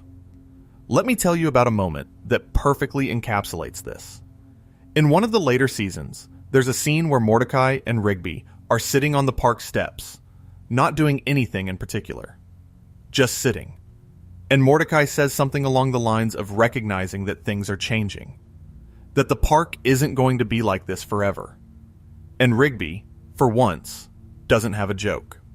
He just nods. And the camera holds on them. Two friends sitting on steps, aware that the thing they have is temporary. That's it. That's the scene. No escalation. No supernatural twist. No demon. No explosion. No cosmic consequence. Just two people sitting with the knowledge that this chapter of their life has an expiration date. And that scene is worth more to me now than every explosion the show ever animated. Because it's true. Everything has an expiration date. And the moments you spend sitting on steps with someone you love, those are the moments you'll wish you could go back to when the chapter ends. I want to talk about one more specific aspect of the show before we start moving toward the close. And it's something that I think bridges the gap between the show's humor and its emotional depth in a really interesting way. It's the role of embarrassment in regular show. So much of the show's humor comes from embarrassment. Mordecai embarrassing himself in front of Margaret. Rigby embarrassing himself by being Rigby. Muscle Man embarrassing everyone with his "my mom" jokes. Benson embarrassing himself by losing his temper. Pops embarrassing himself by not understanding basic social conventions. And as a kid, embarrassment is the funny part. Someone does something cringy. You laugh. Simple. But as an adult, you start to recognize that embarrassment in regular show serves a deeper function. It's the show's primary emotional vehicle. The characters are most vulnerable when they're embarrassed. They're most honest when they've been stripped of their cool. Mordecai's most authentic moments come after he's humiliated himself. Rigby's most genuine expressions of love and loyalty come after he's been exposed as inadequate. And the show treats these moments with real tenderness. It laughs with the characters, not at them. There's a crucial difference. And I think the reason embarrassment hits differently as an adult is because you've accumulated more of it. You have a backlog of cringy moments that live rent-free in your brain at 3 a.m. And regular show says, yeah, those moments are funny, but they're also the moments that made you real. They're the moments when the mask slipped and someone saw who you actually were. And if you were lucky, the person who saw you didn't turn away. Here's the thing about regular show that I keep circling back to, and I think it's the thing that ties everything I've said together. The show is fundamentally optimistic. Not in a naive way. Not in a everything works out in the end way. In a hard-earned, eyes-open, full understanding of how difficult life is way. The show acknowledges that work is exhausting, that relationships are complicated, that people die, that dreams get deferred, that the gap between who you are and who you want to be is the widest canyon most people ever face. And then it says, but you can still grow. You can still change. You can still show up. The chairs can still get set up. Rigby graduated. Benson kept managing. Muscle Man got married. Mordecai figured himself out. Skips kept skipping. And Pops saved the universe with a hug. That's not blind optimism. That's the most clear-eyed, realistic, earned optimism I've ever seen in animation. It's the optimism of a show that watched its characters fail for 8 seasons and still believed they could get better. And the fact that the show was right, that they did get better, that regular show earned its happy ending through 244 episodes of gradual, painful, hilarious, heartbreaking growth. That's what makes it one of the best shows of its generation. Remember what I said at the beginning, that the show I watched as a teenager isn't the show I just finished as an adult? I want to come back to that, because I've been thinking about what that actually means. And I think it means something important about how stories work. A story doesn't exist solely on the page or on the screen. A story exists in the space between the text and the person receiving it. And that space changes as you change. The words don't change. The animation doesn't change. Mordecai still makes the same mistakes. Rigby still drops out. Benson still yells. Pops still dies.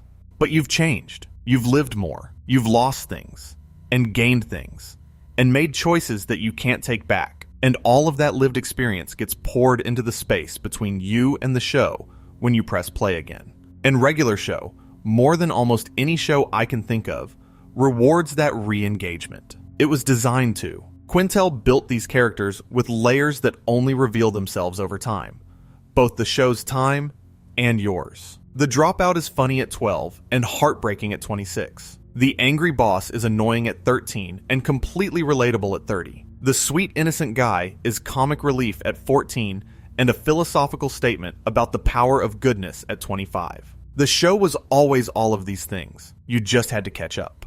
And you know what? Before I get to the ending, I want to do something I haven't done yet in this video. I want to defend the show's weaker moments, because I think it's important, and because loving something means being honest about it. Regular show isn't perfect. Seasons 5 and 6 have patches where the formula feels repetitive, where the escalations feel more mechanical than organic, where you can see the gears of the show turning rather than feeling the engine's warmth. Some of the Mordecai, CJ, Margaret episodes in the later middle seasons drag the same emotional beats out past the point of diminishing returns.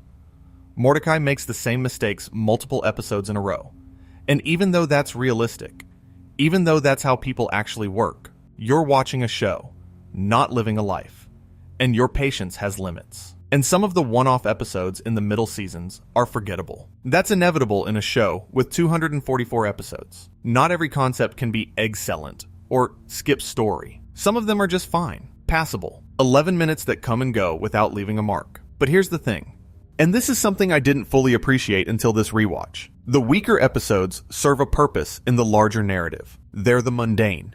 They're the regular. They're the Tuesday afternoons of the show's life. The days where nothing particularly important happens, but time still passes, and characters still exist, and the sun still sets over the park. And without those episodes, the big moments wouldn't hit as hard. You need the ordinary to make the extraordinary land. You need the forgettable episodes to make the unforgettable ones feel special. That's another thing that hits different as an adult, by the way. The understanding that not every day can be significant.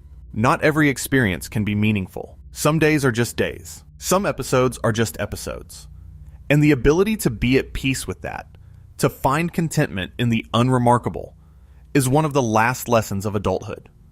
Regular shows' weaker episodes aren't a flaw. They're part of the truth. There's also the question of whether the show sometimes relies too heavily on its formula. And I think the answer is yes, but also that the formula is the show. You can't separate regular show from the escalation. It's not a crutch. It's the spine. And spines are repetitive by nature. Every vertebra looks the same. But without them, the body collapses. The escalation formula is what holds the show together structurally. And the variation comes not from the formula itself, but from what the formula reveals about the characters in each specific episode. The best episodes use the formula to excavate character truth. Excellent uses an omelet challenge to reveal the depth of Mordecai's love for Rigby. Trucker Hall of Fame uses a road trip to reveal the tragedy of Muscle Man's father. Skip Story uses a flashback to reveal the grief that defines an immortal being. The formula is the same every time. What it uncovers is different, and that's enough. That's more than enough. I also want to acknowledge something about the show's treatment of its female characters, because I think it's something the show improved on over time, but never fully perfected. Margaret, in the early seasons, is primarily a love interest. She exists in relation to Mordecai's feelings about her. She goes to work. She serves coffee. She occasionally shows personality. But for the first few seasons, she's more of a goal than a person. CJ is better developed, with clearer motivations and a stronger sense of self. But she's still primarily defined by her romantic entanglement with Mordecai. And Starla, while genuinely funny and occasionally given spotlight moments, is fundamentally Muscle Man's girlfriend/wife. Eileen is the exception. Eileen is the one female character who feels like a fully realized person independent of her romantic relationship. She has her own interests, her own competencies, her own arc. And I think the show's treatment of Eileen represents its growth as a piece of storytelling. Early regular show could draw incredibly nuanced male characters, but tended to shortchange its women. Later regular show, particularly after season 5, started to correct that imbalance. It wasn't perfect, but it was learning. And that too is a form of growth that the show can be proud of. Alright, now I've been putting this video together for weeks, and the thing I keep coming back to, the thing that I think about when I close my laptop and stare at the wall at midnight, is the time skip. Those final minutes of the show. 25 years later. The park crew reunites. They're in their 50s. Mordecai has gray in his feathers, and 3 kids with a woman we never met. Rigby and Eileen are together with their daughters. Muscle Man and Starla have a house full of kids who take off their shirts and yell, just like their dad. High Five Ghost is a DJ touring in Prague with his girlfriend Celia.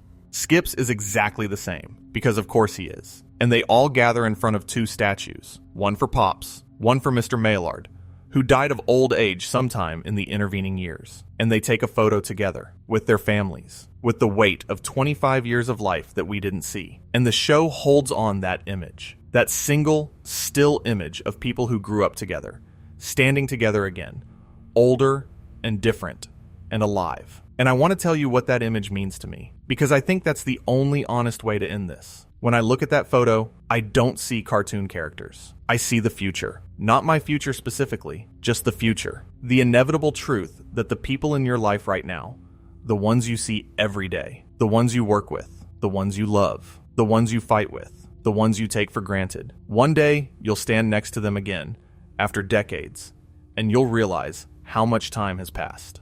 And some of the people who should be in the photo won't be there, and you'll build something to remember them by. Every time I rewatch the finale, I think about the people I've lost touch with. And I don't think Quintel intended that specifically. But that's what great storytelling does. It opens a door in your chest that you didn't know was closed. And it lets whatever you've been carrying walk through. Regular show ran from September 6th, 2010 to January 16th, 2017. 8 seasons, 244 episodes, 1 Emmy win for Excellent, 6 Emmy nominations total, 7 Annie Award nominations, 3 British Academy Children's Award nominations, over 3 million viewers at its peak. It was created by a guy from Hanford, California, who made student films about slackers and lollipop men, and it became one of the most emotionally sophisticated animated shows of its generation.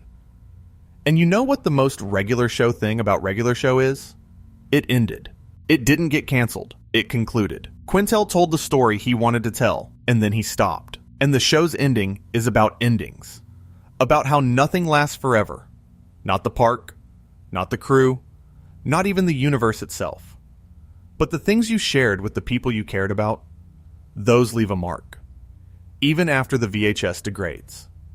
Even after the format becomes obsolete. Even after everyone moves on. There's a new series coming. Regular show, The Lost Tapes, set to premiere worldwide on May 11th, 2026, with Quintel returning as showrunner. And I don't know what that will be like. I don't know if it will capture the same feeling. Maybe it will. Maybe it won't. But I know this. The original show said everything it needed to say. And the fact that it's still finding new audiences, still landing on Netflix charts, still inspiring videos like this one, nearly a decade after it ended, tells you everything about its staying power. So here's my parting thought, and it's the thing I'll carry into sleep tonight. And maybe you will too. Regular show isn't really about a blue jay and a raccoon. It's about the space between who you are and who you're becoming. It's about the terrifying, hilarious, mundane, supernatural, heartbreaking process of growing up. And it's about the people who walk that road with you, the ones who set up chairs beside you and eat terrible food with you and stay up too late with you and forgive you when you mess up and show up for you even when you don't deserve it. And if you're lying in the dark right now, if you're somewhere between awake and asleep, I want you to think about your park. Think about your Mordecai, your Rigby, your Benson, your Pops. Think about the people who make your ordinary extraordinary. And if you haven't called one of them in a while, maybe do that tomorrow. Not because a YouTube video told you to, but because one day, 25 years from now, you're going to stand in front of a statue and wish you had. That's all I've got tonight. Thank you for spending this time with me. I mean that genuinely.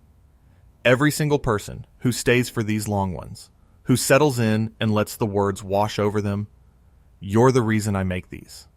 And if you haven't subscribed, I'd really appreciate it. It helps more than you know. And if you're still awake and you want more, there's another video waiting for you. But if you're already drifting off, that's perfect. That's exactly what this was for. Good night, and thank you.